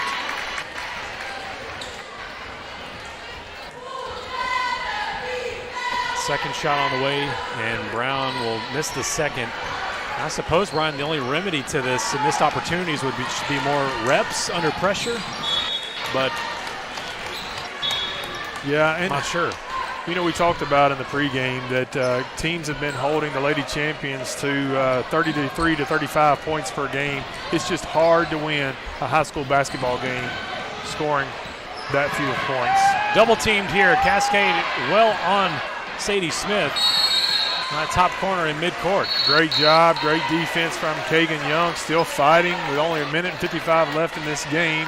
And Coach JD has said it. A lot of them do play to the last minute. You know, and what's interesting to see here, Brandon, is now that we are playing the reserves from the Lady Rockets, we're probably playing a lot of girls that are the same age as our starters.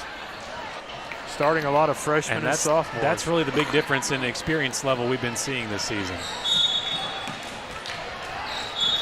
Just foul after foul. This game is not going to get over anytime soon with all the fouls being committed. That foul on number 1, Lena Carter, that's her second personal foul, sending Josie Brown back to the line. She misses on that first attempt and only. And Kagan Young will take it over on the top side of the timeline. And Lena Carter trying to alley-hoop one in. She passes through. Sophie Ray there to rebound on the top side. Won't work either. Bella Rhodes running out of the playing surface for a moment and goes back to the Lady Rockets with 1 minute and 30 remaining. We're fixing to see all of our subs come into the game as well with 1 minute and 20 seconds left in this contest. Yes, indeed. A whole host of Lady Champions about to make their way in. Here comes Sarah Floyd, Cadence Bynum, Anna Clanton, and also Avery Villapania. And Abrielle Presley back in the game with 1 minute 24 left in this contest. The score is 52-30. Villapania hands it out from the low baseline to Presley. I'm sorry, back with Villapania here. Up on the top side behind the arc with Villapania to Bynum at midcourt. Low pass to Presley. 3-second violation called on Cascade. You know, if you're official, you kind of surprised they call that this far into the game with the score this far out of control. But nonetheless, I suppose in an effort to keep it neutral. Sadie Smith for the Lady Rockets hands it to Patterson at top of the key. The handoff to Smith down low. That's Chloe Smith. There's Sadie and Chloe on the Lady Rockets squad. Now with Patterson on the top post. Shot goes up and miss. Another stoppage of play here. It'll be Forrest from the low baseline to throw it back in. Patterson in the low corner. Looking for options. Bounce passes to her right to Howes. Now out to midcourt, now top of the key with Patterson. Patterson up to Cole, 30 seconds remain. Another alley hoop attempt there, this time from Sadie Smith. It goes almost back to the Lady Champions, and then Forrest able to take another steal with Sadie Smith. 15 seconds remain. Scrolling up on the top side of the arc, it's the handoff. Now back out to Bailey Cole. Out in midcourt, and Sarah Floyd able to pick up a steal. She's got nothing but net in front of her. In for two. Good job there by Sarah Floyd. You know, taking advantage of the opportunities she got late in this game. She gets on the scoreboard. A point for Sarah Floyd will end this one. Final score from the stable. The Lady Champions 32, Forrest 52. So the fall 52-32 tonight for your Cascade Lady Champions, and they've got two more games. The pressure does not stop this week, unfortunately. It keeps on rolling. Homecoming Friday night, and then the trip to Lincoln County on Saturday night. And don't go anywhere, folks. We've got the post-game report built by DNR Contractors coming up right after this. And, of course, we got the boys' game action coming up with Mr. David McGee, Brian Cruz, and myself. We'll be back in 2 minutes right here on the Zinger 100.9. When the Cascade family needs top-quality veterinary care for their furry little friends, or even around-the-clock emergency care for livestock, they turn to the vet they trust like family. Family is exactly what you'll find at the Cascade Veterinary Hospital on Fairfield Park. Proudly serving the Bedford County area since 1998, Dr. West and his team continue to serve our community by providing impeccable care in a kind and compassionate environment. 931-389-0449. CascadeVetHospital.com. Hi, I'm Blake Bloom from Cascade School. Did you know there's a place where you can get good neighbor service and great auto and home insurance rates? Yep, that is Rob Gardner State Farm. So stop shopping around. Rob Gardner State Farm has got you covered. Give Mr. Rob and my mom a call today. 931-685-2080. Like a good neighbor, State Farm is there. Go Champs! Clanton Pipe and Supply, your corrugated plastic and metal culvert pipe supplier. Clanton has been selling pipe for over 30 years and carries all types and sizes of corrugated plastic and metal culvert pipe. Special orders are available. If it's made, we can get it. We guarantee quality products and reasonable rates. You'll always get professional service when you call 931-684-4847 for Clanton Pipe and Supply for any pipe and drainage needs. Delivery is available. This is the season when not just our head, but our heart's in the game. A time when our town starts to feel more like our team. At First Bank, we're community super fans. We don't wear uniforms, but we all wear our heart for community on our sleeve. That means we're not just in the bleachers Friday nights. We're in your corner 24/7, cheering your goals even louder. Don't just get a bank, get a team. First Bank. Bank local, get more. Member FDIC. This is Cadence Miller, sophomore guard, and you're listening to your radio home of the Cascade Lady Champion Basketball, the Zinger 100.9. And welcome back here to the stable, and it's the post-game report built by DNR Contractors. And your Cascade Lady Champions fall tonight to the Forrest Lady Rockets. Final score 32-52. That's 32-52. And now we take a look at your State Farm Rob Gardner State Farm Agent Player of the Game. And tonight we've decided to give that award to Kagan Young. She had 11 points on the board tonight, and a lot of that coming from the first half, but a great performance there from the young freshman, Miss Kagan Young, the Rob Gardner State Farm Player of the Game. Heart of a Champion, Cascade Veterinary Hospital Heart of a Champion Award will go to Susanna Cruz. Put up 7 points at the end of tonight, and those two ladies there picking up the honors tonight on the awards. And so it's Kagan Young with the Rob Gardner State Farm Agent Player of the Game, and Susanna Cruz with the Cascade Vet Hospital Heart of a Champion. And we're glad to give those awards out each and every game. And we now bring to the broadcast booth Mr. David McGee, who's been waiting back here, ready to go. And we got the boys game right ahead of us. District game, very important, and looking forward to it. David McGee, take it away. Thank you, Brandon. Welcome in here again, Cascade High School, as we are back at home tonight and home again on Friday night, and then travel to Lincoln County. So I want to say Fayetteville, but Lincoln County. Travel to Fayetteville to play Lincoln County in the makeup game that was scheduled for January 3rd. Again, homecoming festivities that were postponed last Friday night will take place at Cascade this Friday night. And we appreciate you tuning in and listening to Cascade Champion, Lady Champion Basketball right here on the Zinger 100.9. Brandon, I'll let you tell us how they can tune us in on and follow us and all that good stuff. For sure, the Zinger 100.9, you're able to follow us on Facebook and Instagram. All you have to do is look up the Zinger 100.9 and you'll find it there. Be sure to give us a like. We'll keep you updated on all of our broadcasts as well as other things and all the other great things you can enjoy here with the Zinger 100.9. We appreciate everyone that follows us so far, and we appreciate the interaction you give us each and every week. And a little something new also this year that we've been working on, and I think we've got most of the kinks worked out of it, is the Cascade official Cascade High School YouTube channel. Correct, Brandon? Is that? Yeah, we're up on YouTube. Up right now, Cascade High School YouTube channel. We're simulcasting right now, audio and video. So you can go to YouTube, search for Cascade High School, and you can catch our audio broadcast integrated with the video and watch and hear both right from the convenience of your home. If you didn't make it out here tonight or any night that's a home game, the YouTube feed will have our broadcast on it as well. Hit the subscribe button and it'll send you a notifier every time that camera goes live, right, Brandon? Yeah, and that's the best, because if it's on YouTube, I mean, you just hook up your home entertainment speaker. If you have a Roku or something like that, man, you're good to go. Just put that on your home theater and watch. Enjoy the game. Yeah, that's right. So again, at Cascade High School, we're about 10 minutes before boys action starts. Again, in the girls contest, Lady Champions fell to the Lady Rockets. Lady Rockets. I hope they're not the Rockettes. Lady Rockets by a score of 52-32.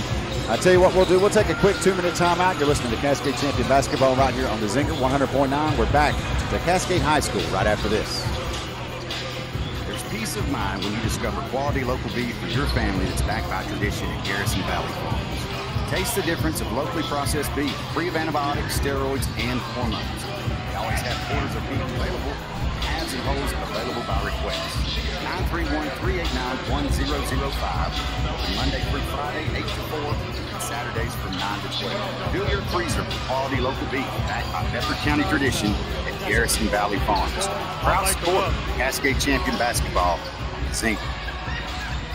Cataldo Auto Repair Service Center in Wartrace is thankful for your loyalty with us over the years. When you need vehicle repair, you need it fast and right the first time. You've proven that cars at 219 Blackman Boulevard East in Wartrace is the place to go. Thanks for trusting their services on all your vehicles time after time. Cars, an excellent alternative to any expensive dealership because their knowledge base and equipment stacks up the same, if not better, than the dealer. Thank you for relying on Cars, proud sponsor of your Cascade Champions on the Zinger.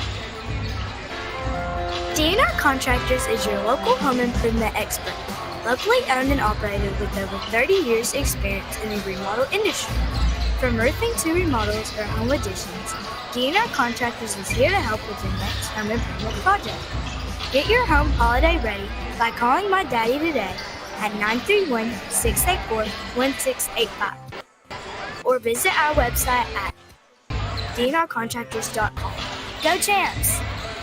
When the Cascade family needs top-quality veterinary care for their furry little friends, or even around-the-clock emergency care for livestock, they turn to the vet they trust like family. Family is exactly what you'll find at the Cascade Veterinary Hospital on Fairfield Pike in Woodridge. Proudly serving the Bedford County area since 1998, Dr. West and his team continue to serve our community by providing impeccable care in a kind and compassionate environment. 931-389-0449. CascadeVetHospital.com. Did you realize that you were a champion? Cascades. Yes. No. They're 1-0. They beat you. That's what Max Prep said. 3, 2, 1. Liftoff.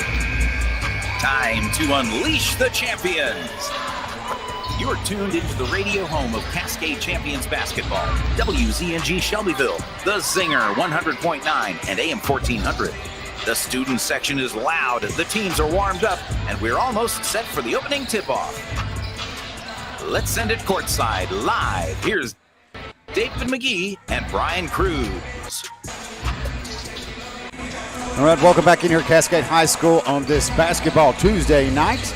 It's Forrest from Chapel Hill making the drive over to Bedford County here to Cascade High School tonight as we get prepared for boys action here at the Cascade Gymnasium. I want to thank our sponsors bringing you Cascade Champion and Lady Champion Basketball all season long right here on WZNG. It's DNR Contractors, DNR Dumpsters, Cascade Veterinary Hospital, State Farm Agent Rob Gardner, Garrison Valley Farms, Curl Construction, First Bank, and Cataldo Auto Repair Service. Brian, we look out here at the Forrest boys team. I think you had mentioned, did you have a record for them, Brian? Yeah, 2-15 coming into this contest tonight, David.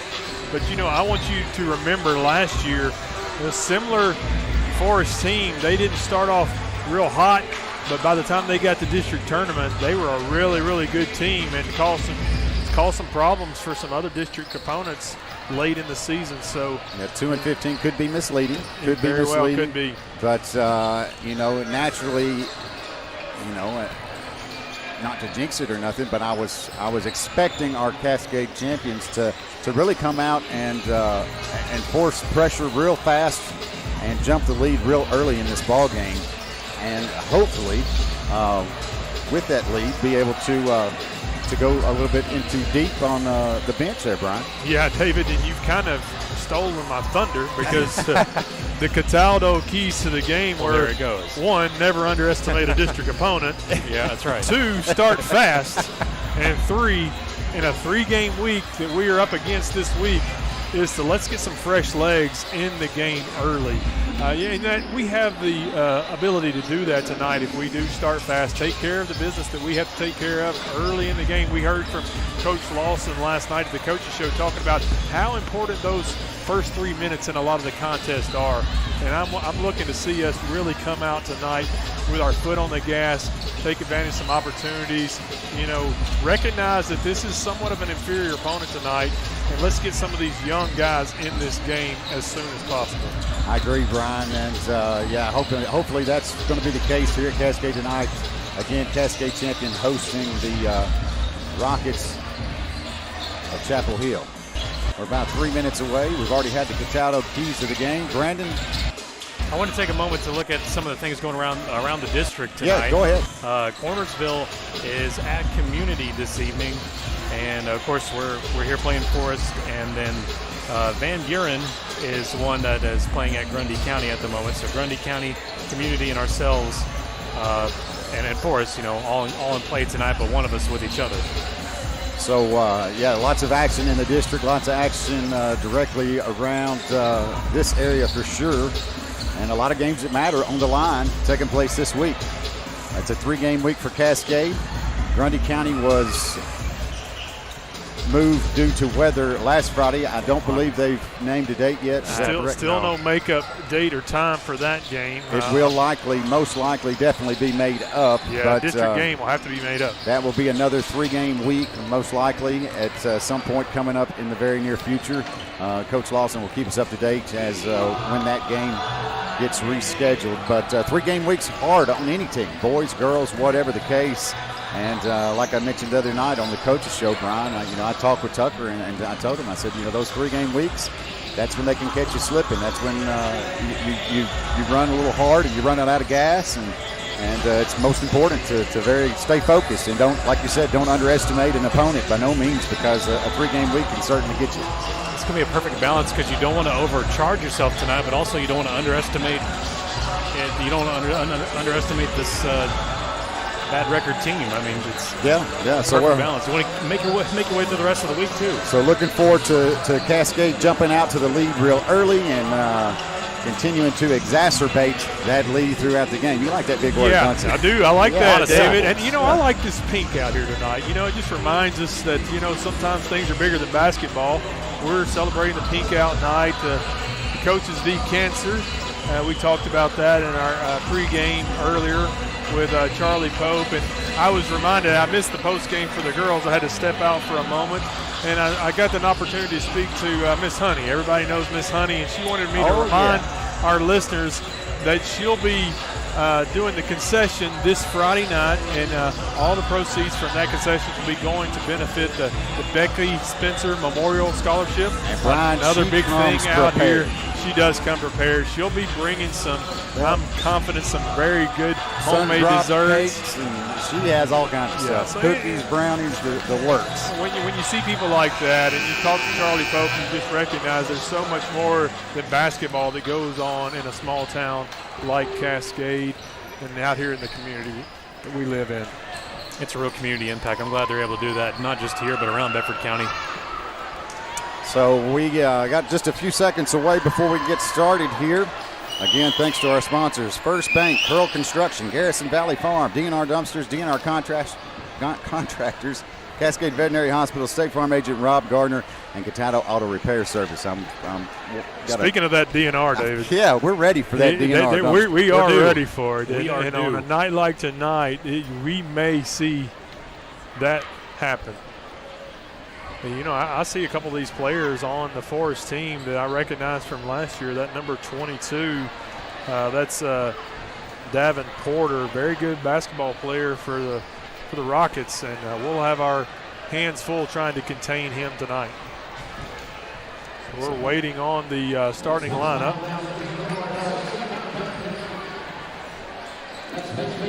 So 8 minutes on the clock. Here we go, Brian. Starting lineup for the Forrest Rockets. Number 2, Mason Harper.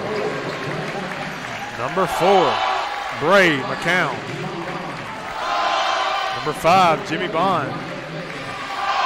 Number 20, Ryan Meagles.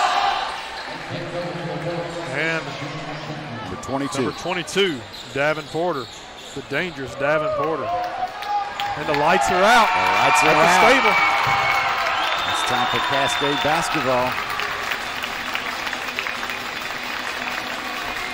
Little thunderstruck in the background. Yes, sir. Brandon, what happened to our spotlight? We had a spotlight out here for a game or two, did we not? I'll tell you what the problem was, David. It was just taking up too many seats. That's a lot of room for that spotlight in that top corner. We're going to have to get them a mount, mount that thing up on the wall. The spotlight action is pretty neat, pretty impressive. We're going to have to do that celebration style, get them up on the rafters. That's right. All right. And now your starting lineup for the Cascade champions.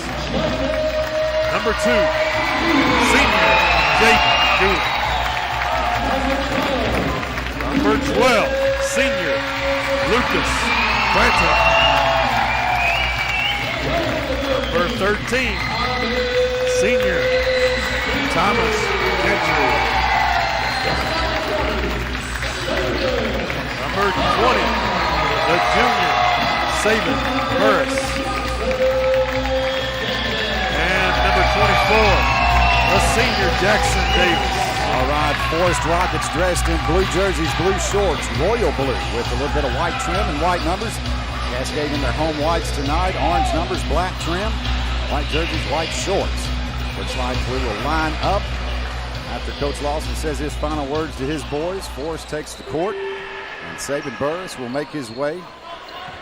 I'll say this, those numbers on those white numbers against the blue jerseys are much easier to see than those blue on black. That is for in the ladies game. That is for sure. Burris at the line. The official steps up. He'll match up against Gray McCown for Forrest. Tips in the air. The ball will go to Cascade. Cascade moving right to left on your radio dial. Thomas Gentry with a tip-off. He'll pass it out to Davis. Davis gives it back to Gentry. Gentry fumbles the ball. It's picked up by Forrest. We'll go to the other end. Real quickly, they'll pass it out. High side, outside the three-point line. Drive inside. Lose control of the dribble. It's picked up by Gulick. Gulick's going to go all the way down the court. He'll have to turn around, step it back off a minute. He'll pass it to Clanton. Clanton takes a three-point shot from the 45 on the high side. Shot's no good. Rebound Gentry. Gentry kicks it back out to Jackson Davis at half court. And Cascade will slow things down and start this possession with an actual play instead of just fast breaks. Jackson Davis goes to Thomas Gentry. Back to Davis. Now high side to Gulick. Gulick works his way back to midcourt. Still outside the arc. He'll go low side to Gentry. Gentry back to Gulick. Gulick in the middle. Now to Jackson Davis. High side outside the arc. It's Davis. Cross courts all the way down to low side to Thomas Gentry. Now cross court back to Davis on the high side outside the arc near the corner. They'll give it to Lucas Clanton. Clanton can't do anything with it underneath the basket. He'll kick it back out to midcourt to Gulick. Gulick goes to Gentry in the low corner. Gentry crosses the baseline towards the basket, steps in the paint, puts the shot up off the backboard, count it for two, and draws the foul. Right, Brian? He draws the foul on number 20, Ryan Meagles. That'll be his first. So Thomas Gentry will go to the line to make to attempt the three-point play. Gentry's first shot, or only shot, no good. Rebound, Saban Burris. He fights for it. Puts the shot back up. The shot's partially blocked. It goes straight up in the air, comes back down in Thomas Gentry's hands. He puts the dribble down, takes an extra step. Called him out of bounds. They're going to call a 3-second violation. We were just down there in the paint, we were fighting for it. Playing ball. So with a turnover for Cascade, it'll go back to Forrest. Forrest inbounds it, and immediate pressure from Cascade here on the full court.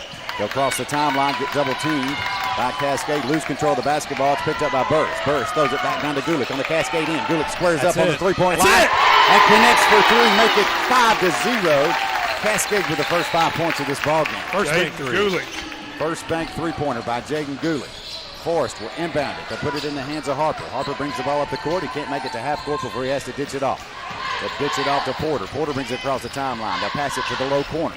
Drive inside, take the shot just outside the box. Shot rattles and does not fall. It goes in and comes right back out. Rebound, saving Burris. Burris throws it up the court to Gentry. Gentry outside the three-point line. In the high corner, tries to cross court the pass. The pass is picked off by Forrest. Will go to the other end. Across the timeline, Forrest with it. They'll go to the low corner. Lose control of the dribble. Picked off by Jaden Gulick. Back to the Cascade end. Across the timeline, Gulick with it. Dead center. Passes high side outside the arc to the high corner to Gentry. Gentry back to Gulick. Gulick low corner to Davis. Davis cross court. Back to the high side to Gentry. Back to Gulick in the middle. Now to Davis. Low side, 45. Takes a three-point shot. Shot's no good. Rebound. Porter for Forrest. Forrest will slow things down, take it to their end. Cross the timeline. 5 minutes, 28 seconds on the clock. Forrest with it outside the arc. They'll go low. Around. Through the paint. Turn around, have to kick it back out to the low corner outside the arc to Porter. Porter's going to drive in, try to take the shot. The shot's no good. Off the backboard. Rebound, Jackson Davis for Cascade. Will go to the other end. Davis gets a little high dribble there. Gets away with one. Takes the three-point shot by Gentry. Gentry's shot's no good. Rebound, Forrest will go to the other end. Forrest with it now. They'll kick it to the high corner. Take the three-point shot. Shot's no good. Forrest will get the rebound in the paint, put it right back up. And Forrest is on the board at 4 minutes and 54 seconds. The score 5-2. Cascade leads by 3 on the Cascade end. Davis will give it to Gulick. High side for the three-point shot. Shot's no good. Rebound. Gets tangled up a minute, but Forrest comes out with it. Will go to the other end. Forrest with it. They're going to drive towards the basket through the paint. He tries to go through Thomas Gentry and Saban Burris. The shot's blocked, the whistle blows, and they're going to call a foul here on Cascade. Foul's going to be called on number 20, Saban Burris. That'll be his first, team's first, sending number 5, Jimmy Bond, to the line to shoot 2. So at the line for Forrest, Bond's first shot up in the air. It's good. Easy. Name's Bond. Count it. Jimmy Bond. Jimmy Bond. 5-3. I'm sure he's never heard that. It looks like, is that Sawyer coming in the game for Sawyer Gulick? coming in for Gulick. So Sawyer Lovren enters the game for Cascade as we await Jimmy Bond's second free throw for Forrest. Second free throw on its way. Also good. Burris inbounds it to Davis. We'll go to the other end. Davis brings the ball up the court, crosses the timeline for Cascade. Sets things up dead center. They'll pass it high side to Lucas Clanton. Clanton outside the arc, goes right back to Davis in the middle. Now to Burris, top of the key, back to Davis. Davis, low side to Gentry, back to Davis in the middle. Back low side to Gentry. Gentry bounce passes to Sawyer on the baseline. Sawyer tries to get it to Burris. The pass is picked off by Forrest. We'll go to the other end. Some turnovers early in this contest. By Cascade for sure. They'll go high side, try to get it in the box. They do. They have to kick it back out, almost lose control of the dribble. They'll pass it to number 2, Harper. Harper's going to drive from the three-point line towards the basket, through the paint, try to take the shot. The shot's no good. The whistle blows. The ball goes out of bounds. And what's They're it, a going to kick say ball? that was just a kick ball this time. So the ball will be maintained by Forrest.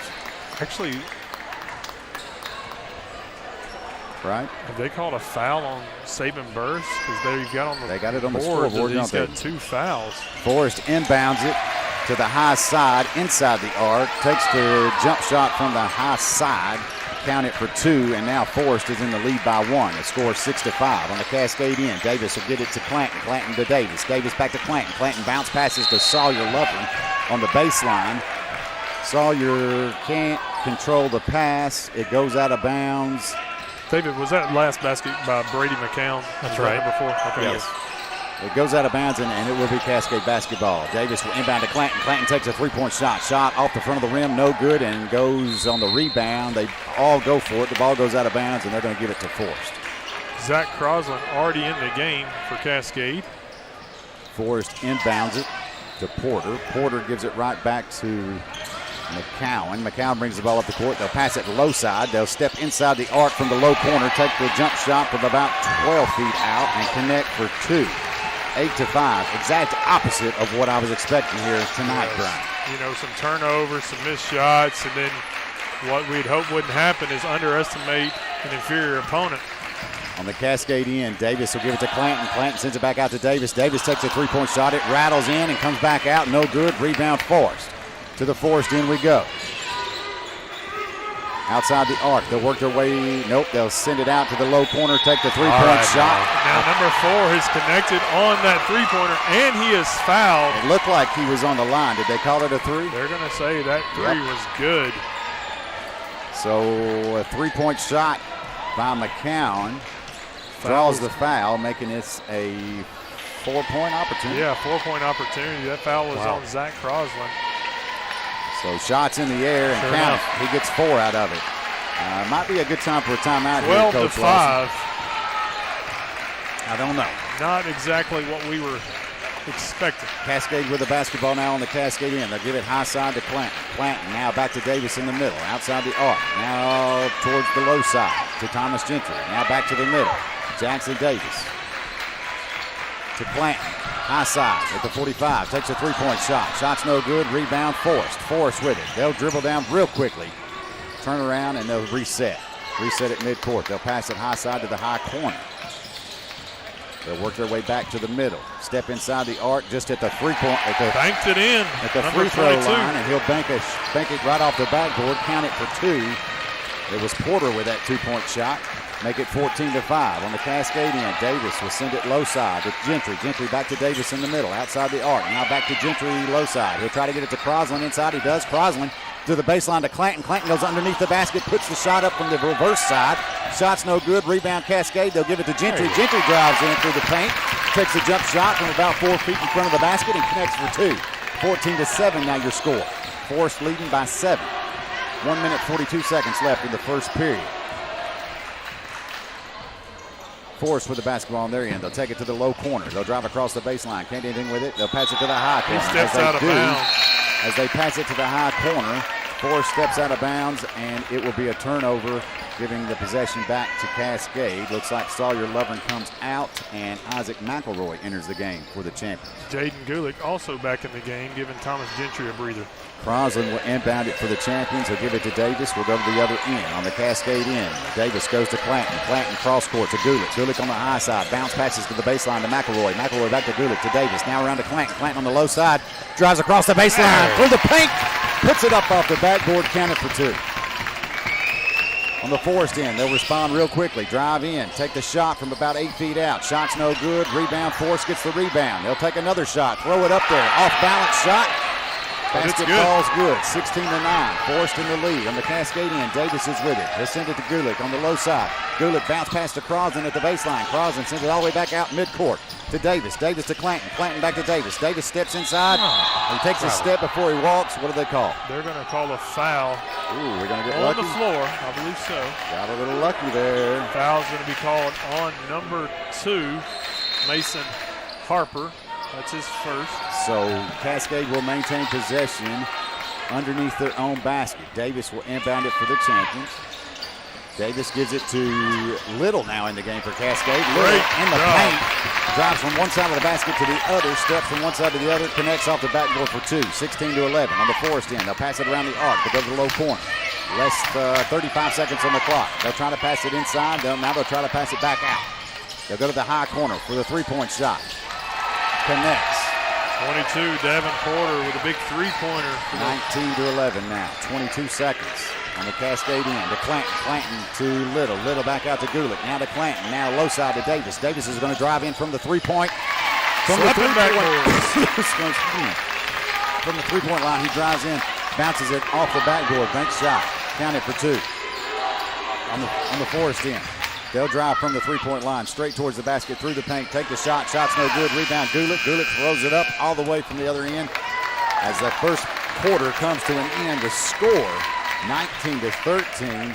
Forrest Rockets 19, Cascade Champions 13. We'll take a quick 60-second timeout. You're listening to Cascade Champion Basketball on the Zinger 100.9. We're back in 60 seconds.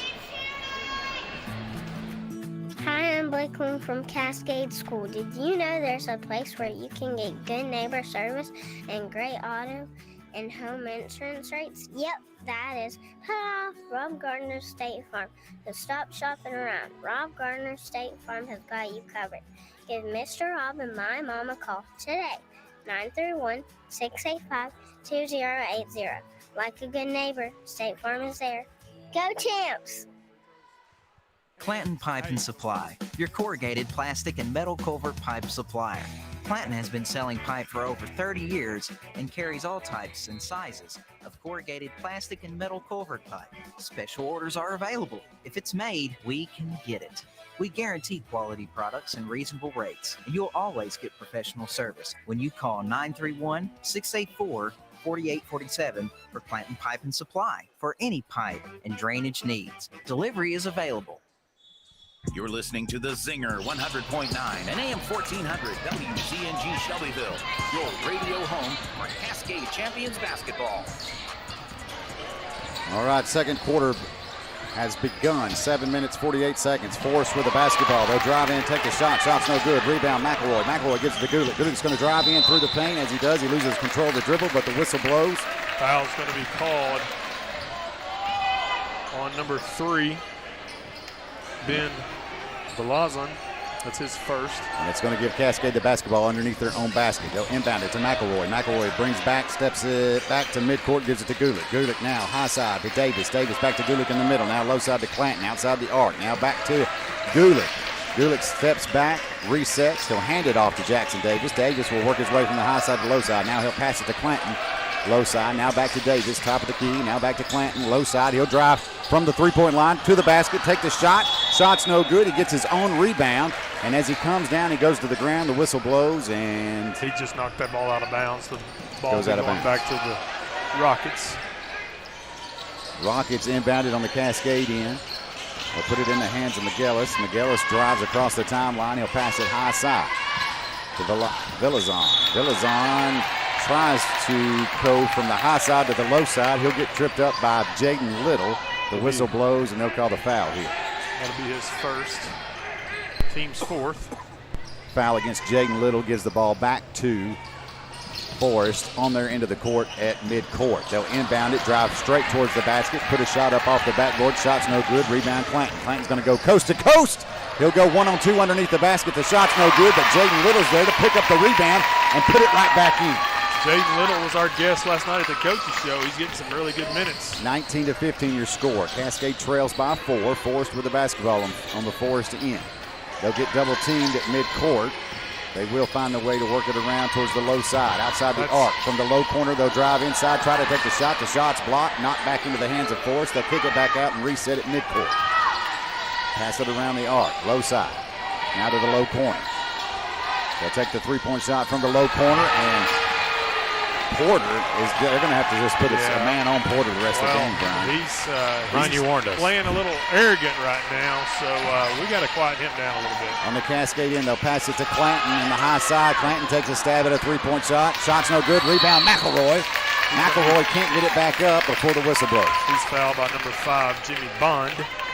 That'll be his first. So Cascade basketball underneath their own basket. Jackson Davis will inbound it for the champions. We'll have a substitute. Whistle will blow. Thomas Gentry will come back into this game. And Jackson Davis will step out and take a breather.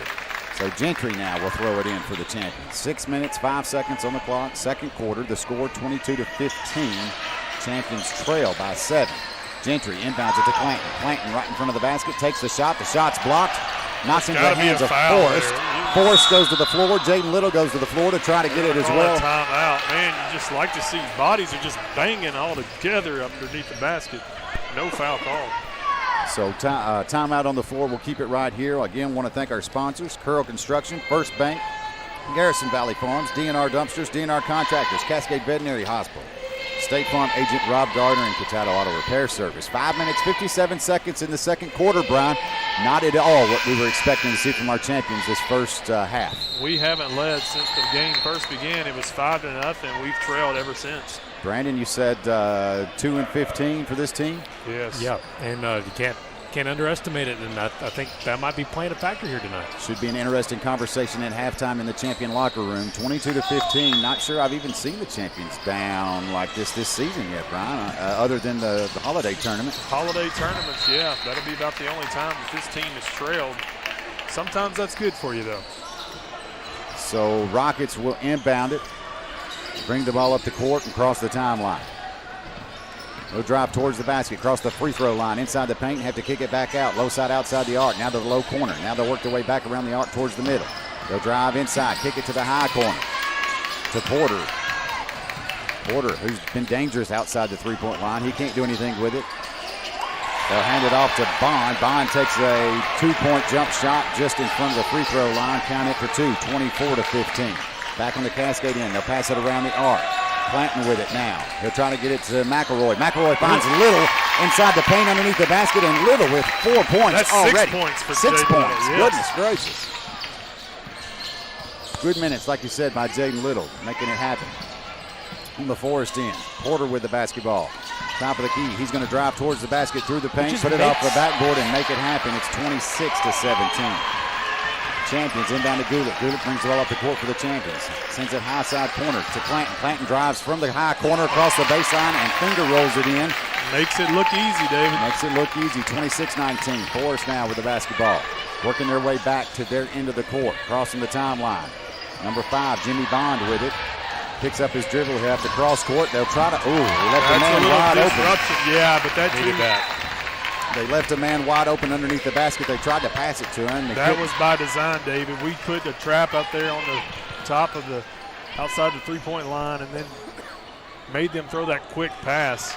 They ended up throwing it away, so turnover for Forrest. It'll be Cascade basketball. McElroy will inbound it to Davis. Davis brings the ball up the court, passes high corner to Clanton. Clanton takes a three-point shot. Shot's no good. Rebound Forrest. Back to the other end we go. 4 minutes, 20 seconds on the clock. To Jimmy Bond inside the paint. Bond can't do anything with it, kicks it back out. Now back outside the arc to Bond. Bond takes a high three-point shot. That shot no good on the rebound. Looks like McElroy gets his hands on it before it goes out of bounds in the low corner on the Forrest end. Giving the ball back to Forrest on the baseline, almost underneath their own basket. 4 minutes, 11 seconds left in the half. Forrest inbounds it, passes it around the arc. Now to the high corner to Bond. Bond comes back towards midcourt. Now back to the corner. Picks up his dribble. He gets double teamed. He'll have to pass it off. He passes to McCowan. McCowan will set things up for Forrest. He'll pass it high side to Bond. Bond almost gets bumped there by Davis. He'll set things up. Davis puts the pressure on. They're still outside the arc. Oh, looked like he walked to knee. Yes. They call. They finally called that. Davis puts the pressure on Bond. Bond can't hold it down and walks with the basketball. Whistle blows. It'll be Cascade basketball right in front of the Cascade bench on the Forrest end. McElroy will inbound it to Davis. Davis crosses the timeline onto the Cascade end. He'll pass it low side to Gentry outside the arc. Gentry works his way back to midcourt. Passes to Davis. Davis will go high side now to Clanton. Clanton back to Davis. Davis is going to drive inside, cross the free throw line, spin in the paint, take the shot. The playing like a man. Rebound Little. Little can't do anything with it. Sends it out to Gentry. Gentry now to McElroy. McElroy will set things back up for the champions.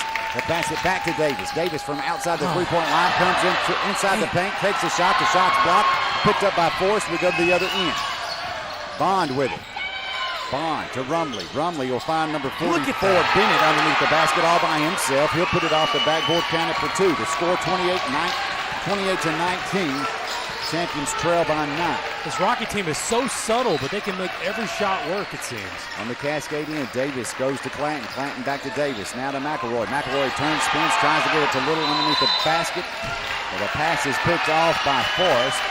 As the Forrest player goes to catch it, he falls to the floor and the whistle blows. What did they call? They call a foul against Little? Yes. Yep. That'll be his second personal foul. So the foul goes against Jaden Little, giving the basketball to Forrest on the Cascade end. Now Cascade steps up the pressure. Going to go full court pressure, I assume, the remainder of this quarter. 2 minutes, 50 seconds on the clock. Again, champions trail by 9. It's Forrest basketball in the Cascade end. It's time to start taking this team serious, David. They will inbound it. Put it in the hands of McCowan. McCowan gets double teamed real quickly. It's picked off by Clanton. Clanton puts it up off the backboard and can't get it to go. It's rebounded by McElroy. McElroy tries to put it up and he can't get it to go, and the whistle blows. Lucas Clanton was fouled on that first attempt. He'll be going to the line to shoot 2. It was so quick. The whistle blew before McElroy even had a shot, or before his shot. So Clanton goes to the line to shoot for the champions. Clanton's first shot. Good. Makes it look easy. 28-20 now your score. Clanton gets a second free throw. Looks like Jaden Little will come out, and Crosland will go back into the game. Clanton at the line to shoot his second free throw. Up in the air, also good. 28-21. Forrest inbounds to Porter. Porter, long throw down court. They'll take the jump shot. The shot bounces off the rim, goes above the backboard, and falls over the backside. The whistle blows. It'll be Cascade basketball for. What do they call that when it goes over the ball's out of bounds? That's a home run, David. Yeah. See you later. It's over the backboard. Goodbye, basketball. Cascade basketball. McElroy inbounds it for Cascade. He'll give it to Gulick. Gulick brings the ball up the court for the champions. 2 minutes, 35 seconds on the court. Champions trail by 7. Gulick to McElroy, top of the key. He'll step up to the three-point line, try to pass it. The pass is, I don't even know what kind of pass that was. It goes right into the hands of Forrest. Forrest will run to the other end as they approach the Cascade bench. I think they step out of bounds. No, they're going to call a foul on number 13, Thomas Gentry. Say it's a blocking foul. So Gentry put the pressure on him. That's his first foul, team 6. So Forrest will inbound it into the backcourt, almost throw it away, but they will recover it. Harper recovers it for Forrest in the backcourt. And timeout, Forrest. Before the whistle blows, because they were getting ready to have a time violation there in the backcourt. Forrest calls a timeout. Tell you what we'll do. We'll take a quick 30-second timeout as well. You're listening to Cascade Champion Basketball on the Zinger 100.9. We're back in 30. On game night, winning is everything. But at First Bank, we know life's big wins happen off the field. Like when you win that amazing heart, when you win your first classroom's respect, or when you win your employees' loyalty and find the home that wins their smiles. Life's big wins take a bank big on you. Join a team that helps you win not only on game day, but on days you never forget. First Bank, the official bank of TSSAA. Member FDIC, Equal Housing Lender. And back at Cascade High School, it's Forrest basketball. They'll inbound it from midcourt. Pass it to Harper. Harper's going to turn, drive towards the basket, through the paint, take the shot. The shot's no good. The whistle blows. It looks like Thomas Gentry set his feet, Brian. I think we've got a charge here. That's good. That charge was called on number 2, Mason Harper. That's his second personal foul.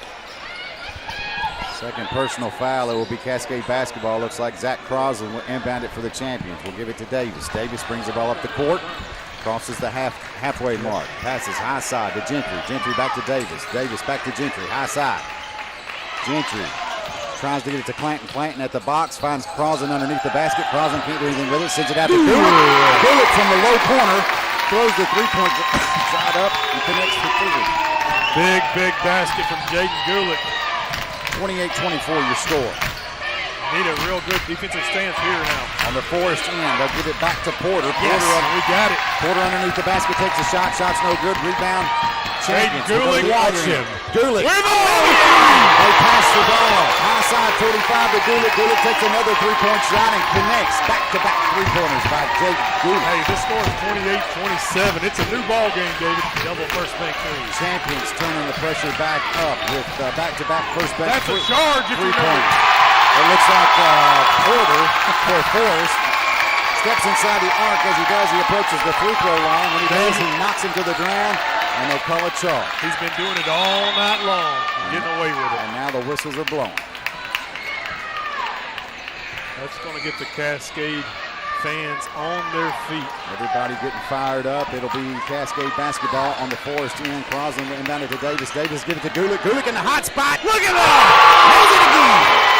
Back-to-back three-pointers. I want to guard that boy. First bank three, number 4 for Jaden Gulick. He has showed up to play tonight. Champions back in the lead by 2. The score 30-28 on the Forrest end. They'll pass it around the arc. The pass is picked out by Thomas Gentry. He's going to go all the way. Pass it to Clanton underneath the basket. Clanton fakes him out, puts the shot up. The shot's no good. We got Forrest players flying through the air. The foul's going to be called on number 11, Joshua Rumley. Lucas Clanton will be going to the line to shoot 2. 56.3 seconds on the clock. Clanton goes to the line to shoot for the Champions. The score 30-28. Make it. Oh. David, I feel like we're doing a lot of hollering in these microphones. Get this man a headset. Yeah, we got some. Clanton misses his first free throw. Second free throw, also a miss.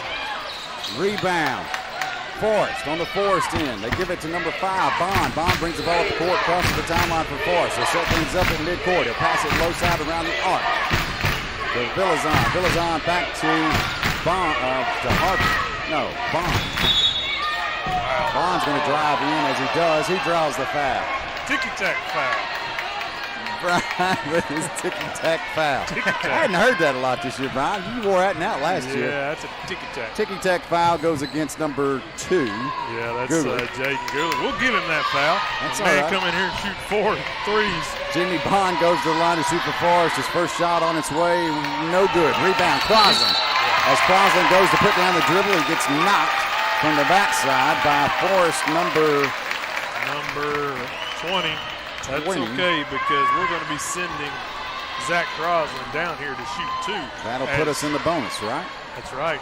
So Crosland will go to the free throw line to shoot for Cascade. We're in the double bonus, David. Double bonus, excuse me. Crosland misses. That's 3 free throws we've missed in a row. So Crosland misses the first shot. We'll stick around. He gets one more because of the double bonus. Second shot on its way by Zach Crosland. Count it. It's good. The score 31-28. Forrest inbounds to McCown. McCown's going to bring the ball up the court. He can't make it across. He'll have to give it back to Porter. Porter finds his way across for Villazon. Villazon tries to pass it underneath the basket. The pass is picked off by Jackson Davis. Davis to Gulick. Gulick on the Cascade end. Gulick gives it back to Davis, top of the key. Now they give it to Clanton. Clanton tries to turn, spin inside the paint, pass it underneath the basket to Crosland. Crosland can't control the pass. The ball goes out of bounds, and they're going to say Forrest touched it last. Yeah, give it Forrest back to Cascade. That last. Timeout. Coach Lawson, he's going to set a play up here. Hopefully. So 16.5 seconds on the clock. We'll keep it right here. The score 31-28. Again, thanks to our sponsors, First Bank, Curl Construction, Garrison Valley Farms, Cataldo Auto Repair Service, DNR Dumpsters, DNR Contractors, Cascade Veterinary Hospital, and State Farm agent Rob Gardner. Brian, maybe we talked him up about the halfway point of this second quarter. Cascade decides to turn up the noise. Yeah, we just need more contributions from other players on the floor. Thank goodness Jaden Gulick showed up tonight. He's got 12 points. Really turned the page for Cascade late in that second quarter. So timeout's over. We'll resume play. Cascade will be inbounding the ball from the baseline underneath their own basket. Looks like Jackson Davis will line up for the inbound. He does. Davis will pass it to Gulick in the low corner. Gulick sends it back out top of the key to Lucas Clanton. Clanton takes a three-point shot, a deep three-point shot off the front of the rim. No good. Rebound. Forrest with a rebound. Too much time on the clock. Go to the other end. 4 seconds on the clock. They'll drive inside the paint, take the shot. Shot's no good. Rebound Clanton. Clanton baseball throws it all the way to the other end. Playing dodgeball with the cheerleaders. Wow. Baseball throws it all the way to the other end. The shot's no good. That's the end of the half. The score at halftime, 31-28. Cascade resumes the lead here at halftime at Cascade High School. We'll take a 2-minute timeout. We'll come back. We'll do a quick stats on this first half, and then we'll talk to Coach Janie DeMumber, who stepped up here to join us. You're listening to Cascade Champion Basketball on the Zinger 100.9. We're back in 2. Getting the job done right on a major construction project takes experienced professionals, the kind you will find when you call Curl Construction and Excavating LLC. Like your Cascade basketball squads, Curl hits the ground running while working to get the job done and beating the clock to meet your project deadline. Serving Middle Tennessee's construction and excavation needs for 25 years and still building. Make your project a slam dunk with Curl Construction and Excavating LLC. Call 931-389-6996. CurlConstruction.com. Dig deep and plow, Champion Nation. Cataldo Auto Repair Service Center in Wartrace is thankful for your loyalty with us over the years. When you need vehicle repair, you need it fast and right the first time. You've proven that cars at 219 Blackman Boulevard East in Wartrace is the place to go. Thanks for trusting their services on all your vehicles time after time. Cars, an excellent alternative to any expensive dealership because their knowledge base and equipment stacks up the same, if not better, than the dealer. Thank you for relying on Cars, proud sponsor of your Cascade Champions on the Zinger. Are you planning that next big project and thinking how nice it would be if I had a dumpster right there on site? Then call DNR Dumpsters in Shelbyville. DNR Dumpsters provides quality and convenient dumpster rental service for commercial and residential applications. Roll-off dumpsters with prompt delivery, even next-day delivery and haulaway available. Call DNR Dumpsters at 931-684-1685. For more information, visit dnrdumpsters.com. When the Cascade family needs top-quality veterinary care for their furry little friends, or even around-the-clock emergency care for livestock, they turn to the vet they trust like family. Family is exactly what you'll find at the Cascade Veterinary Hospital on Fairfield Pike in Wartrace. Proudly serving the Bedford County area since 1998, Dr. West and his team continue to serve our community by providing impeccable care in a kind and compassionate environment. 931-389-0449. Cascade Vet Hospital.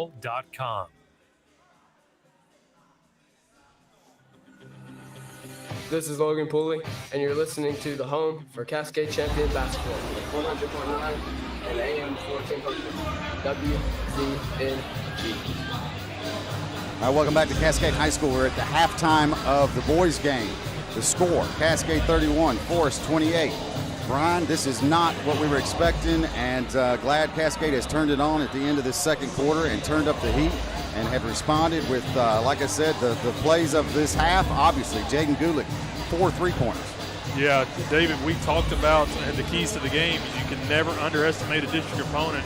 Forrest just came out tonight intent on giving them all they want. Cascade, knowing the team that they are, they've got a target on their back each and every week. And we're in a dogfight now. You're exactly right. So, again, not exactly what we were expecting out of the boys, but they've decided to turn up the heat. It'll be interesting to see what Coach Lawson tells his guys at halftime.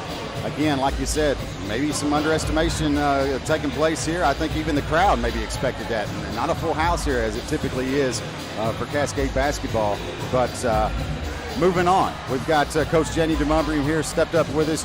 Coach DeMumbrium, earlier contest tonight, fell to the Lady Rockets by a score of 52-32. Coach, what was your discussion with your Lady Champions tonight? We talked about our inability right now to score and the lack of shooting confidence that we have. I think that we're running a continuation offense right now, and so I think that in their mind, they're not looking for their shots when the shots are open. And so with a continuation offense, they're thinking, okay, I just got to pass. And that's just not how that type of offense works. And that was a big part of what we talked about. And we talked about also the fact that we need to start competing. At one point in time, I'm trying to get everybody up, and we're all beyond the three-point line except for Sophie Ray. And Sophie Ray goes from one side of the court to the other side of the court, and I have everybody else still in the three-point line. And so we talked about a little bit of that stuff. Not as successful tonight outside the three-point line as you have been in past games. Right. I know several shots just didn't fall. Kind of seeing a little bit of that. Other than Jaden Kulik, kind of seeing some of that with the boys. Lucas Clanton obviously not doing the same thing. So three-point line not being very good to the Lady Champions tonight as well. You've got who we got tomorrow, Friday night? Fayetteville City. Fayetteville City. What do we know about Fayetteville City girls, Coach? Well, they played Forrest close. Forrest lost to them by 3 earlier in the season. Well, with us, we let them bury us deep with the 3, and that seems to be the thing that's been going on with us for the last 3 games now, is that we're getting killed by the 3. So that's my game plan for Friday night, is not to get killed by the three-point line. But I don't really have a lot to say about it. It's exhausting doing my job right now. I'm sure it is. Mentally and physically, but I do want people to know that it's starting to bother these girls. And when I have one that has to walk out and she's in tears because she is so angry, not angry that we lost, she's angry that we're okay. That environment has been fostered for so long, and she's like, I don't get it.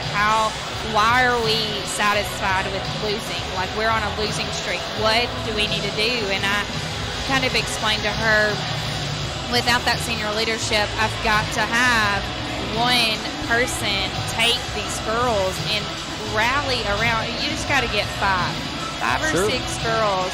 We have got to come together and get angry. And I don't think a lot of people realize that it bothers me just because of who I am, but it's starting to bother these girls, and that's what we need, for them to care so much that they are in tears and they want to be successful and they want to know how, and we've got to start putting those pieces together, whether it's this year, whether it's next year, whether it's the year after that. I don't care, but for this game to impact that young lady the way that it did, that's what I want these girls to get to, because that's a hunger that they're wanting, and they want to be successful. Your girls are getting experience and growth, and good things will happen. The season's far from over.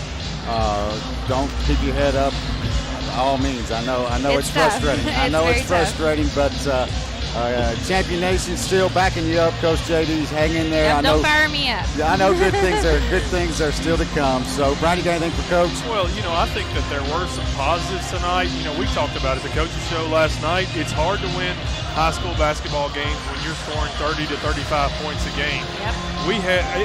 I talked about during the broadcast earlier, this was a tale of just missed opportunities. Oh, yeah. I know in the first half we missed 4 layups. We were, I think, 8 of 24 from the free throw line. You look at a score when the final is 52 to 32, and you do that from the free throw line. You miss 4 layups, and you just go cold outside the arc. You just got to get that confidence, as Coach Janey talked about. When you catch the ball, you've got to be ready to shoot, but you've got to be determined that you're going to score. Right. And we've got to be determined that we're going to win one of these games. And when we do win, we've got to let that be contagious, because right now, losing feels contagious. And I like what you say, Janie, when girls come out of the locker room crying because they don't like the way it feels, that means that, they don't like it. They're ready to do something about it. That's right. Yeah. And that's my thing. There are 7 girls in that locker room right now that want to do something about it. We have to find a way, and I have to give them a way. And so some changes are coming tomorrow during practice, and so we're going to find our way. All right, Coach Jenny DeMumbrian, head coach. Cascade Lady Champions, they fall to Forrest tonight, a score of 52-32. Friday night, it's Fayetteville back at home, homecoming festivities before the girls' game. Coach JD, we appreciate you joining us tonight. Thank you so much. Good luck. So a big rest of the week still to come for the Lady Champions. We're about 1 minute away before we restart. Tell you what we'll do. We'll take a quick 30-second timeout. You're listening to Cascade Champion Basketball on the Zinger 100.9. We're back in 30. From Cascade School. Did you know there's a place where you can get good neighbor service and great auto and home insurance rates? Yep, that is Rob Gardner's State Farm. So stop shopping around. Rob Gardner's State Farm has got you covered. Give Mr. Rob and my mom a call today. 931-685-2080. Like a good neighbor, State Farm is there. Go Champs! I'm Tucker McGee, and you're listening to Cascade Champion Basketball on the Zinger 100.9 WZNG. Welcome back to Cascade High School as we get ready to start the second half here. It's Cascade leading 31-28 on the restart, on the start of the third quarter. It'll be Saban Burris inbounding it for the Champions. Burris will inbound it into the backcourt to Jackson Davis. Your Champions now moving left to right on your radio dial. They'll go low side to Gulick. Gulick back to Davis. Davis back to Gulick. Back to Davis. Cross court. High side corner. Thomas Gentry. He'll step up, take the three-point shot off the back of the rim, up into the air. No good. Rebound. Forrest. And the whistle blows. Looks like jump ball. Possession error going back to the Rockets. Brian, one thing I've noticed so far is the rebounds by Forrest tonight. Yeah, they came into this game tonight playing physical, wanting this game right now, it appears, just as much as Cascade. So on the Forrest end, they'll be outside the arc. Drive inside, pick up the dribble, can't do anything with it. They'll give it to Porter. Porter comes from the baseline, from the high side, across the paint. Puts it up off the backboard, count it for 2. Score 31-30 now. Champions lead by 1. Gulick with the basketball. High side gives it to Burris. Burris to Clanton underneath the basket. Clanton can't do anything with it. Kicks it out to Gentry outside the arc. To the top of the key to Davis. Davis steps across the free throw line inside the paint. Takes a shot. Shot's no good. Again, rebound. Forrest. David, that's the missing link so far. Jackson Davis has been held to only 2 points so far in this game. We've got to get some contributions from him. We're going to call a 10-second violation on Forrest. They just could not make it to the halfway mark to cross. Yeah, could not. That's a good look if you're Cascade there.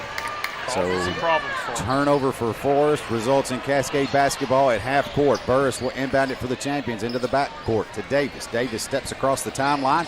He'll pass it high side to Gulick. Gulick squares up, takes a three-point shot. This time no good. Rebound. Cascade with a rebound. Clanton with a rebound. He'll step up to the free throw line, take the shot. That shot off the back of the rim, up into the air. Lands in the hands of Forrest. Will go to the other end. They'll give it to Porter. Porter now to the low corner. To McCowan. McCowan drives towards the basket, kicks it back out to Porter in the low corner. Porter takes a three-point shot. Shot's no good. Rebound Burris. Burris brings the ball up the court on his own.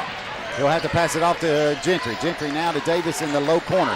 Davis to Burris inside, back out to Gentry. Gentry high side, outside the arc to Gulick. Now to Gentry, top of the key. Now low side to Davis. Now back to Gentry, top of the key. Now high side to Gulick. Now inside the paint to Burris. Burris about 8 feet in front of the basket, takes a shot. Shot's no good. Rebound Jackson Davis, puts down one dribble, steps towards the basket, takes another shot. As he does, the whistle blows. The shot's no good. Foul's going to be called on number 22, Davin Porter. And that's going to send Jackson Davis to the line to shoot for the Champions. 6 minutes, 5 seconds on the clock in the third quarter. Davis's first shot. It's good. Easy. Easy. We'll stick around. Jackson Davis will get one more. One more. On its way. Also good. 33-30 now. Champions in the lead by 3. Forrest inbounds it. Cascade puts on the defense here. They'll drive outside the arc to the high side, try to pass it back to the middle. The pass is picked off by Burris, lands in the hands of Jackson Davis. Davis goes all the way down through the paint, one-on-one against Porter, puts it up off the backboard, count it for 2. Jackson Davis makes it 35-30. The crafty one. On the Forrest end, they'll pass it to the high corner, take the three-point shot. Shots off the front of the rim, no good. Rebound, Gulick. Gulick for the champions, brings the ball up the court. He'll pass it down to the low corner to Thomas Gentry. Gentry back to Gulick, back to Gentry, inside the paint to Burris. Burris puts down the dribble, kicks it back out to Jackson Davis on the high side at the 45. Takes a three-point shot. Shot's no good. Everybody goes for the rebound. The whistle blows. I believe they're going to call that foul on, wow, they call it on number 22, Devin Porter. That's going to be his 3rd personal foul. I thought that foul would have gone against Saban Burris. Not sure I agree this gentleman with him, to our but right I'll take agreed it. with you, Brian. Yeah. So Cascade will inbound it underneath their basket. Davis will inbound it to Clanton. Clanton to Burris. Burris back out to Clanton on the 45 on the low side. Takes a three-point shot. This shot bounces off the rim, up over the backboard. Call it a home run. Home run, Brandon Lucas says. Clanton just cold from outside the arc. Ball goes out of bounds. It will be Forrest basketball on the Cascade end. The good news is number 22, Davin Porter, will be going to the bench with 3 personal fouls. That's huge in this game.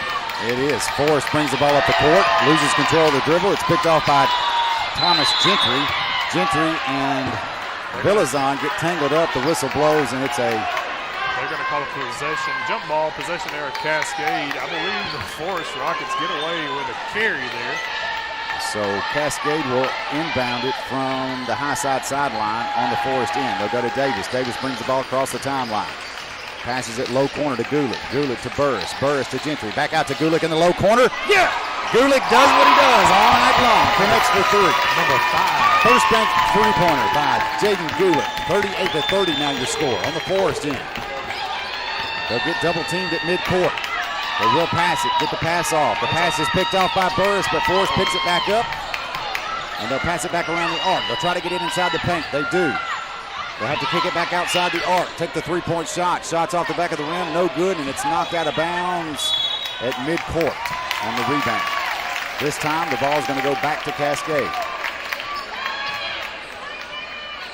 Burris inbounds it to Davis. Davis crosses the halfway mark to the Cascade side. He'll pass it to the low corner to Gentry. Gentry to Clanton. Clanton looks like he had his arms tangled up by Forrest there. It did. No whistle. But it's okay. Cascade's got away with a few. So this ball will be turned over to go back to Forrest. It looks like timeout from Forrest. It'll be 38-30, 4 minutes, 21 seconds left on the 3rd period. Looks like a full timeout. Yes. Full timeout. We'll take a 30-second timeout. You're listening to Cascade Champion Basketball on the Zinger 100.9. We're in the 3rd quarter, 4 minutes, 21 seconds. The score, 38-30. We're back in 30 seconds. Clanton Pipe and Supply, your corrugated plastic and metal culvert pipe supplier. Clanton has been selling pipe for over 30 years and carries all types and sizes of corrugated plastic and metal culvert pipe. Special orders are available. If it's made, we can get it. We guarantee quality products and reasonable rates, and you'll always get professional service when you call 931-684-4847 for Clanton Pipe and Supply for any pipe and drainage needs. Delivery is available. Welcome back to Cascade High School. We get ready to start the reset from the timeout. We're in the 3rd quarter, 4 minutes, 21 seconds. The score, 38-30. It will be Forrest basketball on the Cascade end. Cascade will come out with a full court press here, Brian. Yes. It's caused some disruptions for Forrest in this game so far.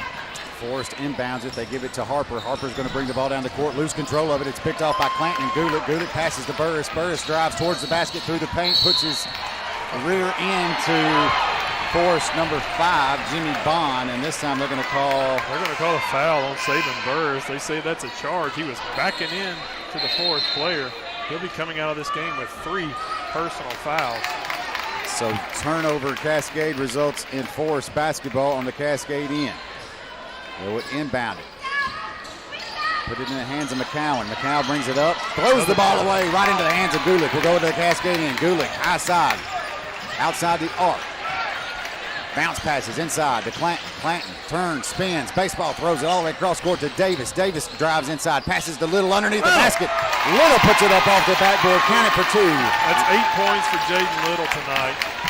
Champions lead now by 10 on the Forrest end. They'll long pass it down real quickly. Kick it back outside the arc. Pass it around the arc to the low side 45. Take the three-point shot. Jaden Little bumps into him. Foul the number 4.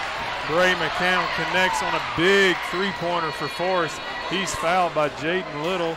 That'll be his 3rd personal foul. So McCown goes to the line with a 4-point opportunity here. Second one of those this evening for Forrest. So now you have to worry about our big men, Jaden Little and Saban Burris, both having 3 personal fouls. So Lovren comes in for Little. McCown's first shot, only shot. The whistle blows, they're calling it off, a lane violation. So that basket was no good. Basket does not count. Champions now with the basketball. Lovren inbounds to Davis. Davis brings the ball up the court, crosses half court, onto the Cascade end. Passes low side to Clanton. Clanton to Lovren on the baseline. Lovren kicks it all the way back out to Davis. Davis steps up across the free throw line, takes the shot. The shot's no good. Rebound Forrest. The little short jumper has just not been working for Cascade tonight. Forrest passes around the arc, takes a three-point shot from the high side. Shot's no good. Rebound Jackson Davis. Davis brings the ball up the court. Back on the Cascade end. They'll go low side to Clanton. Clanton will take a stab at a three-point shot. Looks like it goes in and it comes right back out, and the rebound is by Forrest. Forrest is winning the rebound war tonight here at Cascade. They'll drive in, kick it back out to the low corner. Take a three-point shot by Forrest, number 4. McCowan with a three-point shot. That shot no good. Rebound Cascade. Davis sends it all the way down the court to Clanton. Clanton is 1-on-3 underneath the basket. Puts it up off the backboard. He worked through traffic and he made it happen. Strong move to the basket that time by Lucas Clanton. Heat-seeking missile. 42-33. Another timeout on the floor. I tell you what, we'll take one as well. 30-second timeout to score. 42-33. Champions in the lead. We're back in 30 seconds. This is the season when not just our head, but our heart's in the game.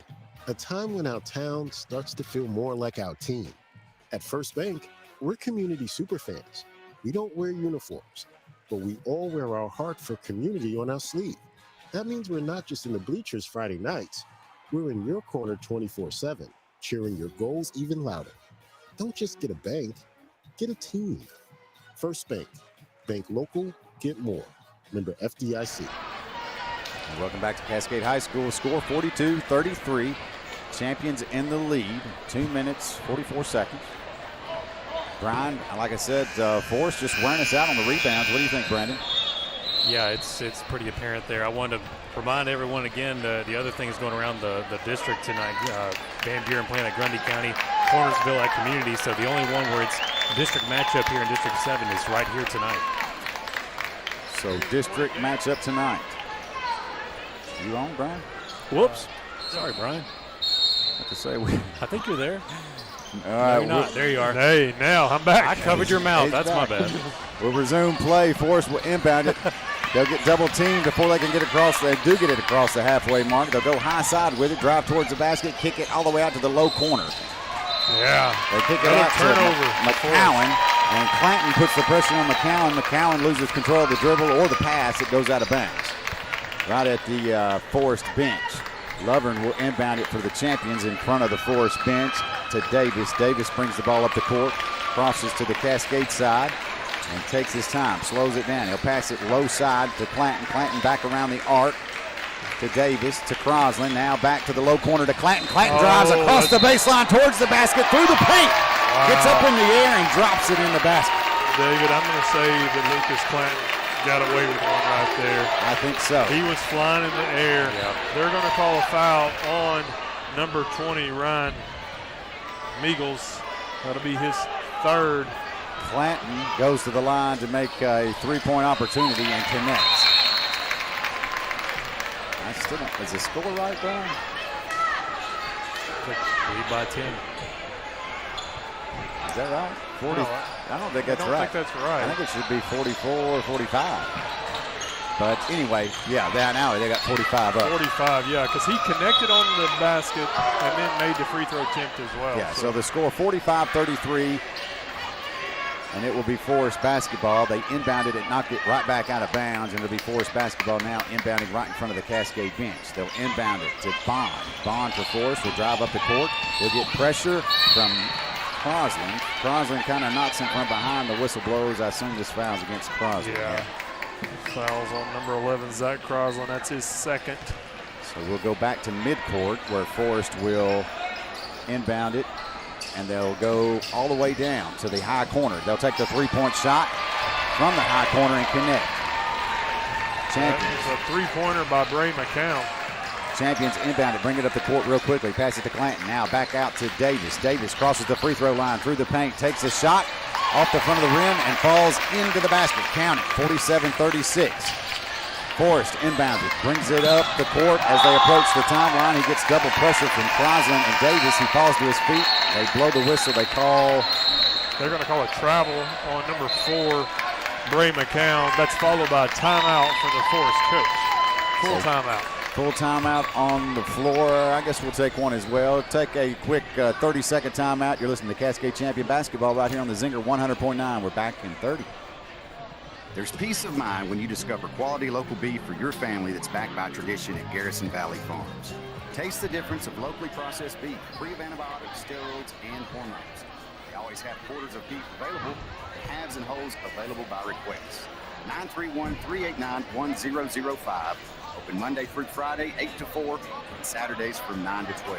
Fill your freezer with quality local beef backed by Bedford County tradition at Garrison Valley Farms.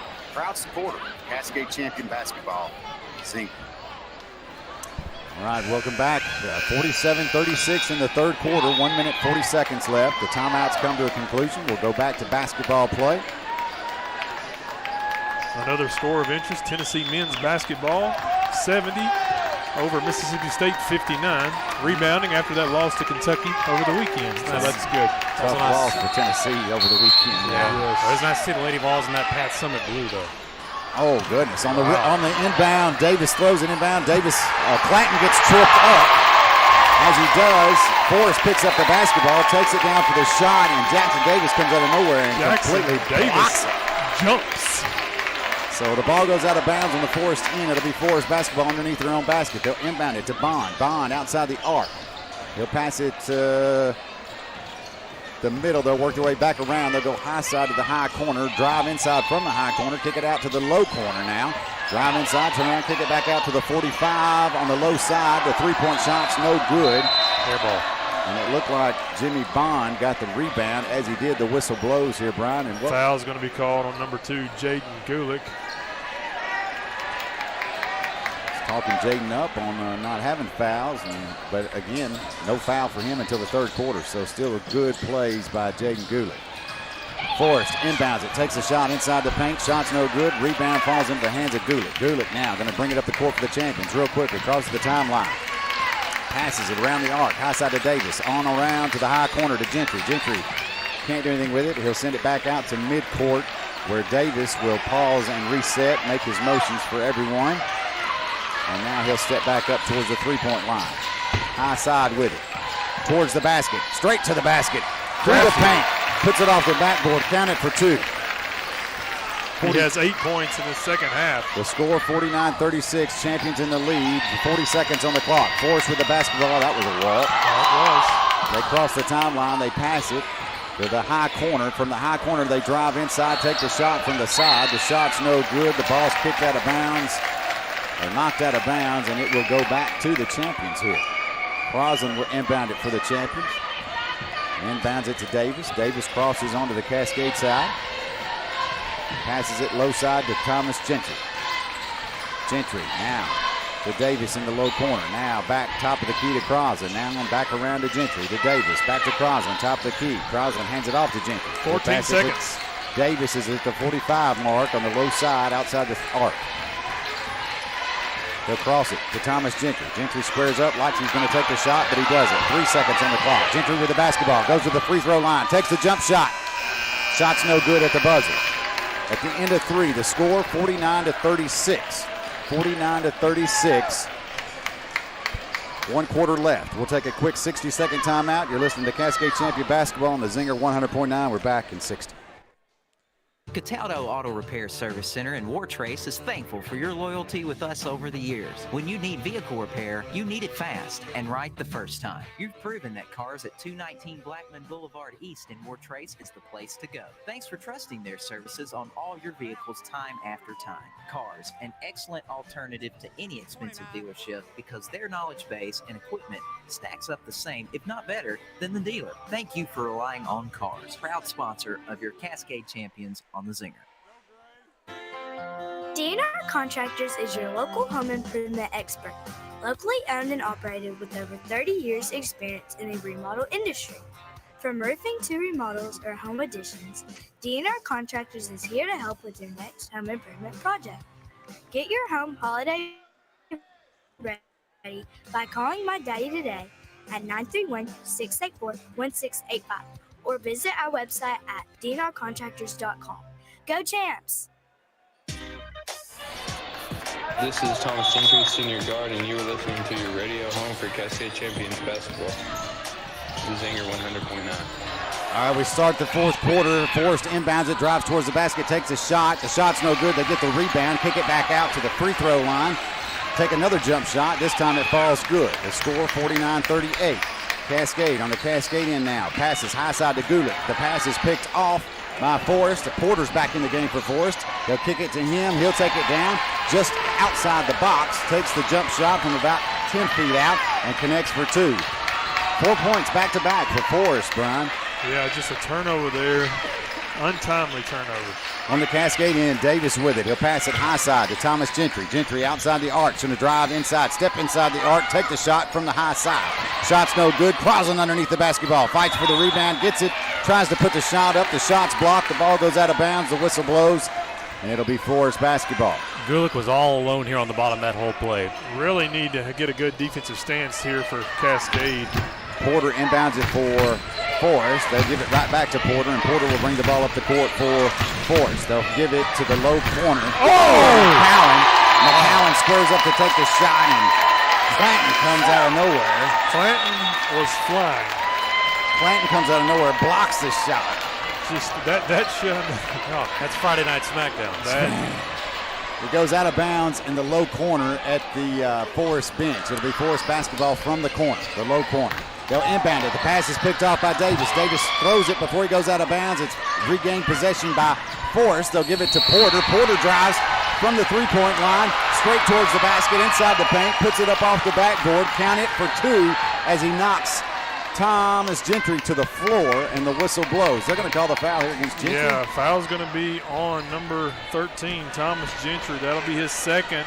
More importantly, Davin Porter connects on another big basket. He'll be at the line with an opportunity to make this a three-point play. The Porter's three-point shot on its way off the front of the rim. No good. Rebound Davis for Cascade. We'll go to the other end. McElroy now in the game for the champions. Davis crosses the timeline, goes low side with it to Gulick. Gulick takes a three-point shot off the back of the rim, no good. Clanton with the rebound. Clanton steps back out to half court, falls down, slips. They cross the halfway mark as they both go for it. It's Clanton and number 5, Jimmy Bond, fall to the floor and slide across into the backcourt. They call backcourt violation or jump ball? I don't know what they call, David. I got distracted by the fans. I thought they were mad. Anyway, they give it to Forrest. Forrest inbounds it. It's almost picked off. They regain possession. Now back on the Forrest end. Jimmy Bond with it. He kicks it out to Porter. Porter in the high corner outside the arc. Squares up. Can't take the shot. Goes back to midcourt. Puts it in the hands of Harper. Harper drives in. Gives it back to Porter in the high corner. Porter takes the three-point shot from the high corner. Count it for three. The score now 49-45. It's been all Forrest the last few minutes. 6 minutes, 14 seconds on the clock. Cascade on the Cascade end. Davis with it. Passes it low side to Gentry. Gentry gets the ball knocked out of his hands and almost hits Coach Lawson on the sideline, and it will be Cascade basketball directly in front of the Cascade bench. Burris now will line up on the low sideline right in front of the bench to inbound it for the champions. They'll inbound it to Davis. Davis sets it up at midcourt. They dribble, look. They go low side to Thomas Gentry, right back to Davis. Davis back at the top of the key. Passes it high side to Gulick in the high corner. Gulick back to Davis. Davis top of the key, drives up, steps up to the free throw line, takes a shot. The shot's no good. Up in the air, off the top of the backboard, comes back down. Lucas Clanton's got it. He's fighting for it underneath the basket. Takes a step. The whistle blows. They're going to call a walk. They're going to call a walk on Lucas Clanton. I'll tell you what. That crowd is fired up, Brian. The crowd is fired up. I'm looking where you're both looking. Sides.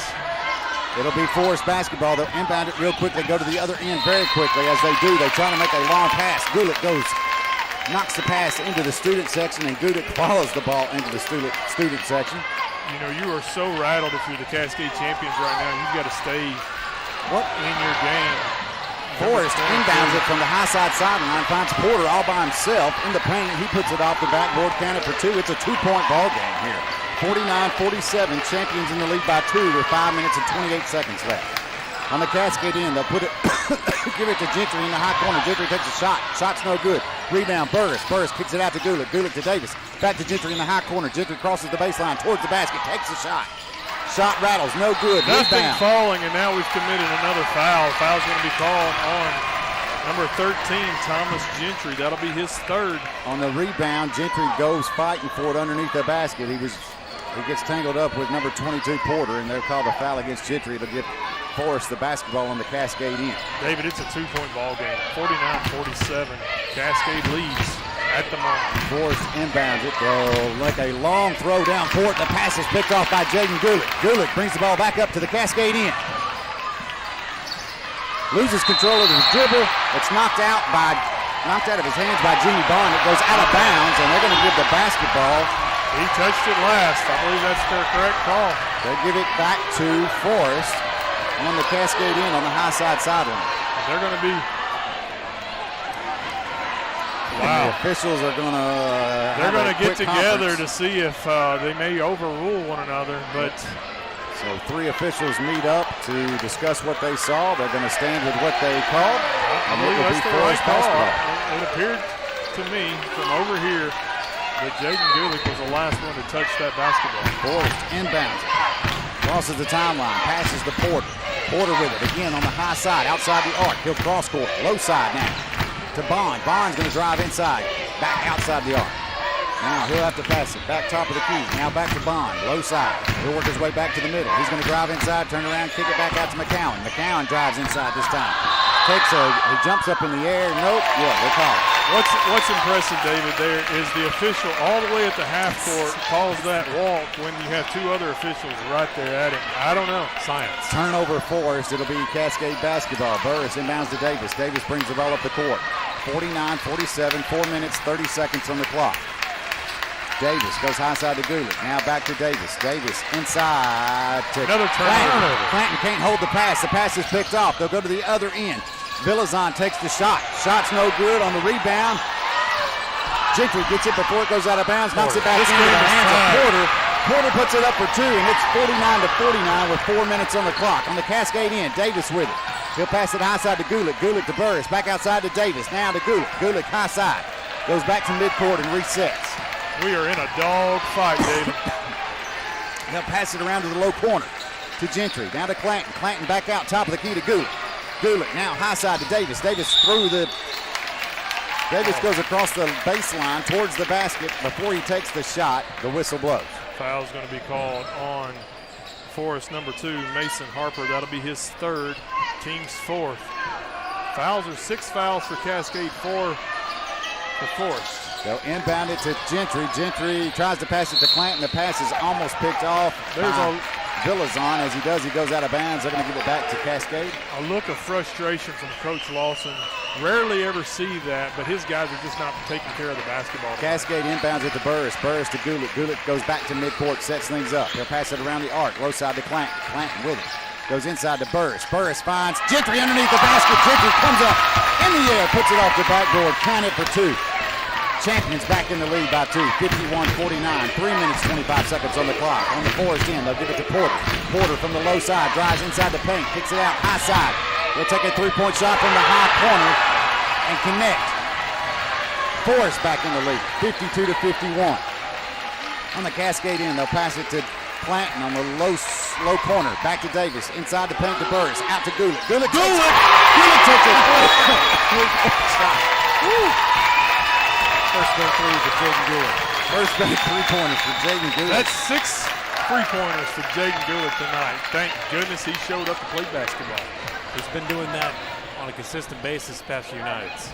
3 minutes, 1 second on the clock. We'll just keep it right here, Brandon. You know, one thing that you can't forget, guys, is we've had some disruptions because of weather.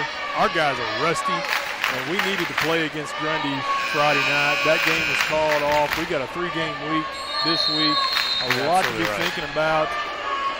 But we're just in a dogfight now. It is 54-52 your score. Champions up at the moment by 2.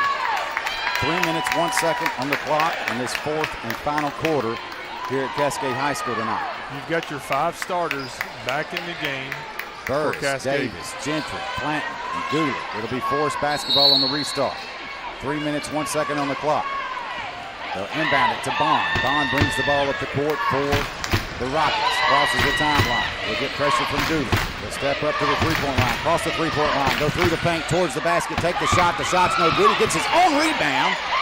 Kick it back out to Porter. Porter in a dangerous spot there outside the three-point line. Takes a shot. Shot's no good. Rebound Burris.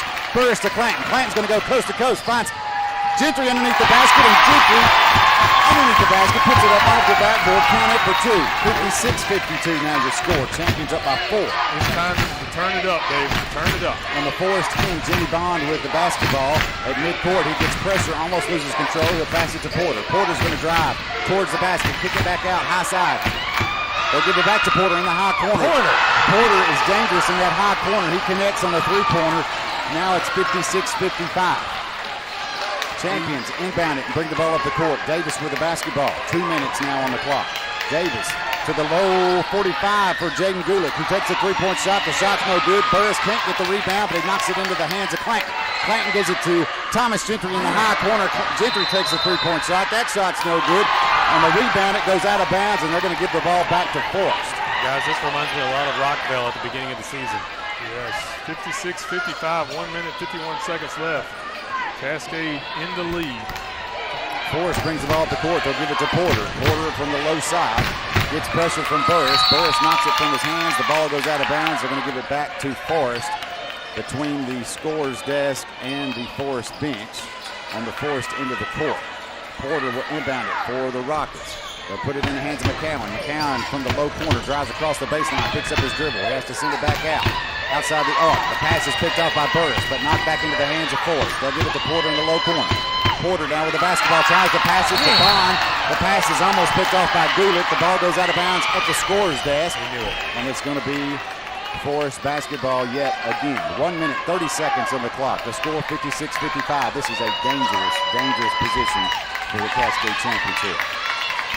Forrest inbounds to Porter. Porter versus Burris. Burris puts the pressure on him. Porter takes the shot. The shot's no good. Rebound Clanton. Clanton's going to go all the way on his own, go underneath the basket, try to take the shot. It's Clanton versus 2 Rockets. The shot's blocked.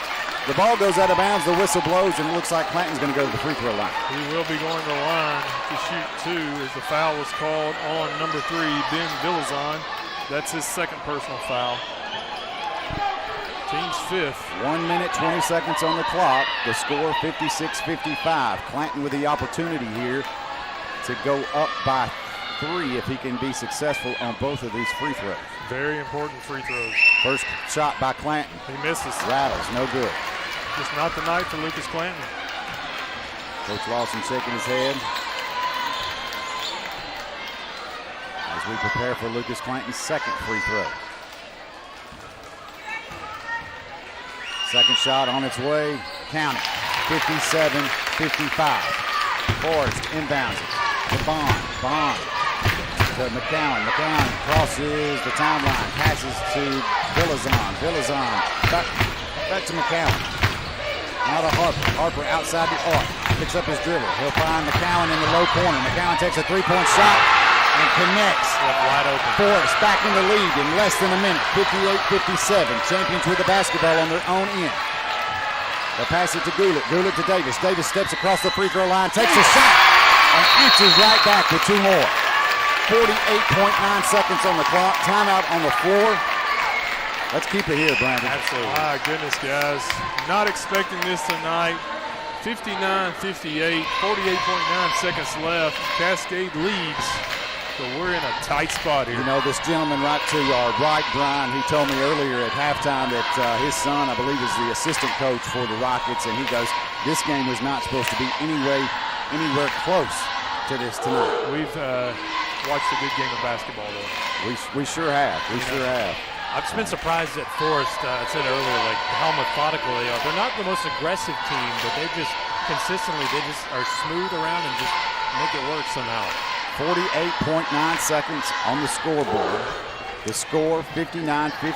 The champions in the lead at the moment by 1. 26 points out of number 22, Davin Porter, tonight. We've got to find an answer for him late in this game. We'll see what Coach Lawson comes up with as the huddle breaks. It will be Forrest basketball on the restart. Not a whole lot of timeouts left for either team. They're going to put Porter on the baseline on the Cascade end to inbound it, as Cascade will line up with a full court press. As expected, Porter will inbound it. Put it in the hands of Villazon. Villazon brings the ball up the court, crosses the timeline onto the Forrest end. They'll try to bounce pass it. The pass is picked off by Jackson Davis. You got to slow this down now if you're Cascade. Davis crosses the timeline onto the Cascade end. He'll pass it high side to Clanton. Clanton tries to pass it underneath the basket to Gentry. Gentry gets knocked. The ball goes out of bounds and the whistle blows. The foul's going to be on number 22, Davin Porter. Not a bad foul there, as we've got to inbound this basketball. So Cascade will be inbounding from underneath their own basket from the baseline. Davis will inbound it to Clanton. Clanton will get the ball, go back to midcourt. Try to burn some clock. As he does, he'll turn around, throw it to Thomas Gentry in the high corner. This is the victory formation, David. Gulick to Davis. Davis at half court, he'll get fouled.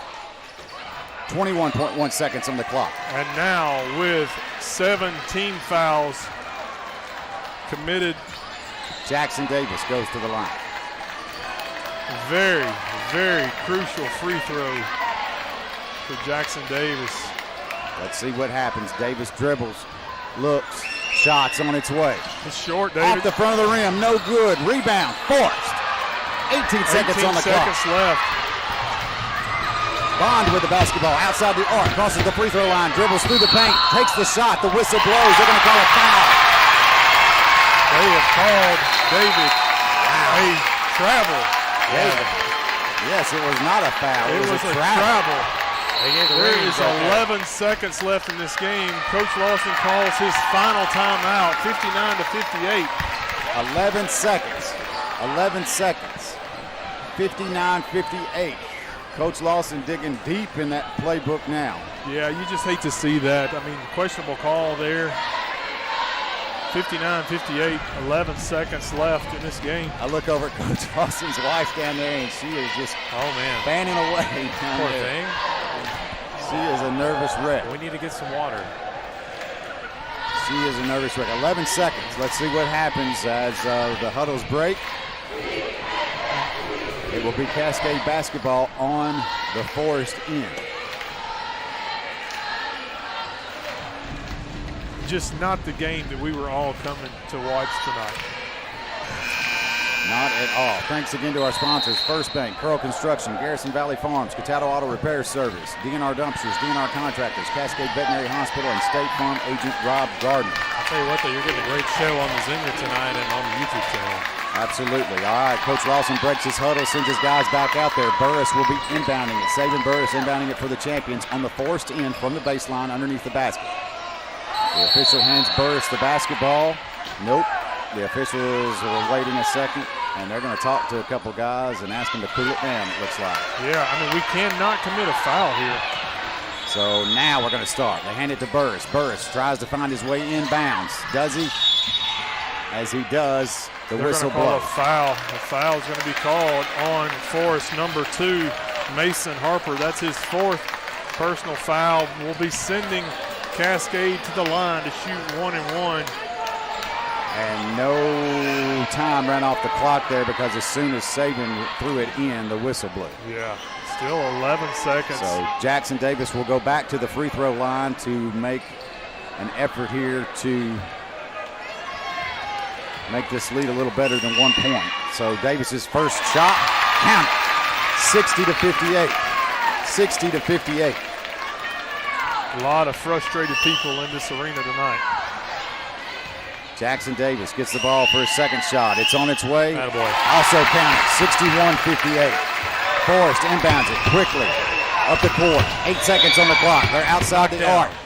Tom, who is that goes down? Clanton. The whistle blows. Gentry falls to the floor. Gentry. Yeah, they're going to call a timeout. You know, this game is far from over. I would Forrest assume will if I have was the Forrest, opportunity to inbound it on I'm the high assuming they're going sideline. to give it to Porter in that high corner, and Yeah. Porter's going to try to take that shot from the high corner. Yeah, if it's I was Forrest. It's 61-58. There's still a lot that could happen in this ball game.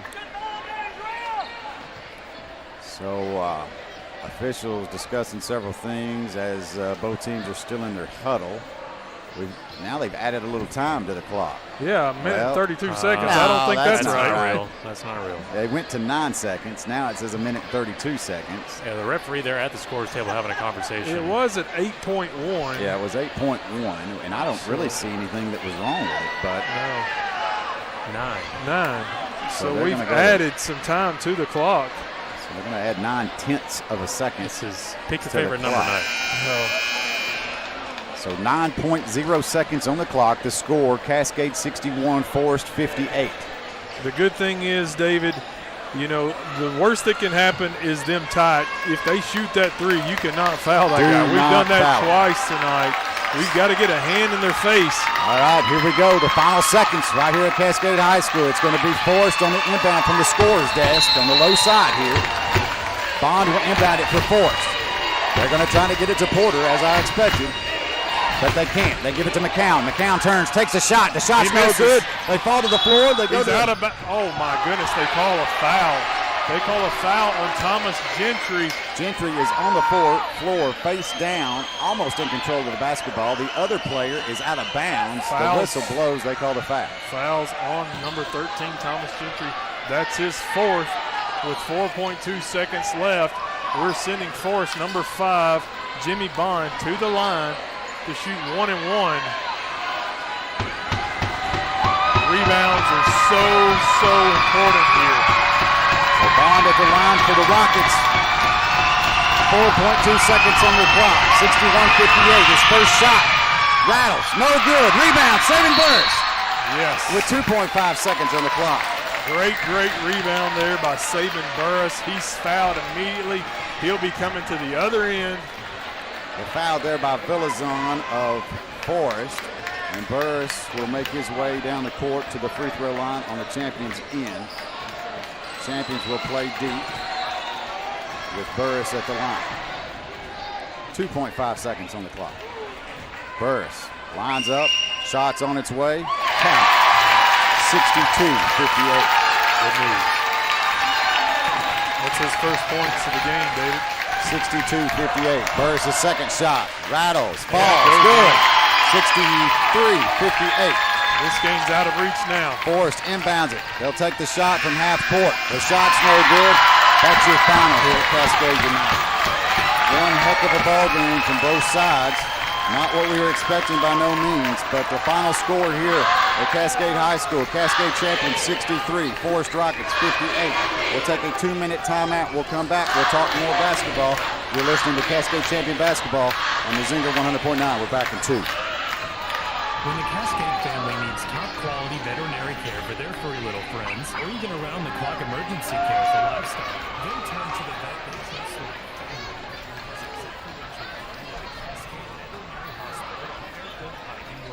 Proudly serving the Bedford County area since 1998, Dr. West and his team continue to serve our community by providing impeccable care in a kind and compassionate environment.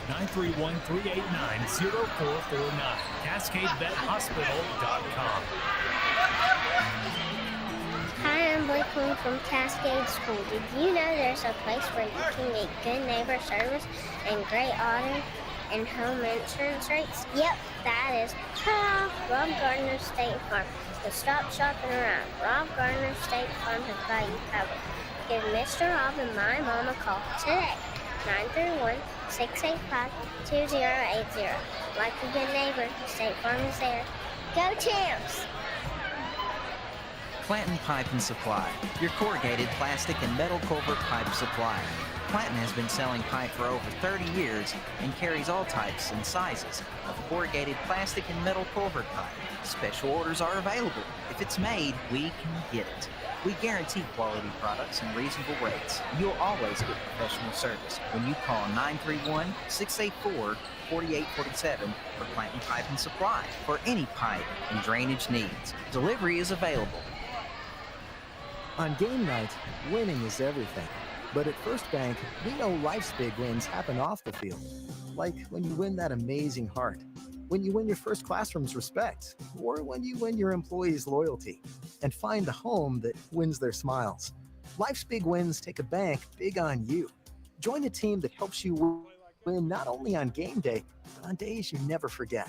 First Bank, the official bank of TSSAA. Member FDIC, Equal Housing Lender. This is Thomas Gentry, senior guard, and you are listening to your radio home for Cascade Champions basketball.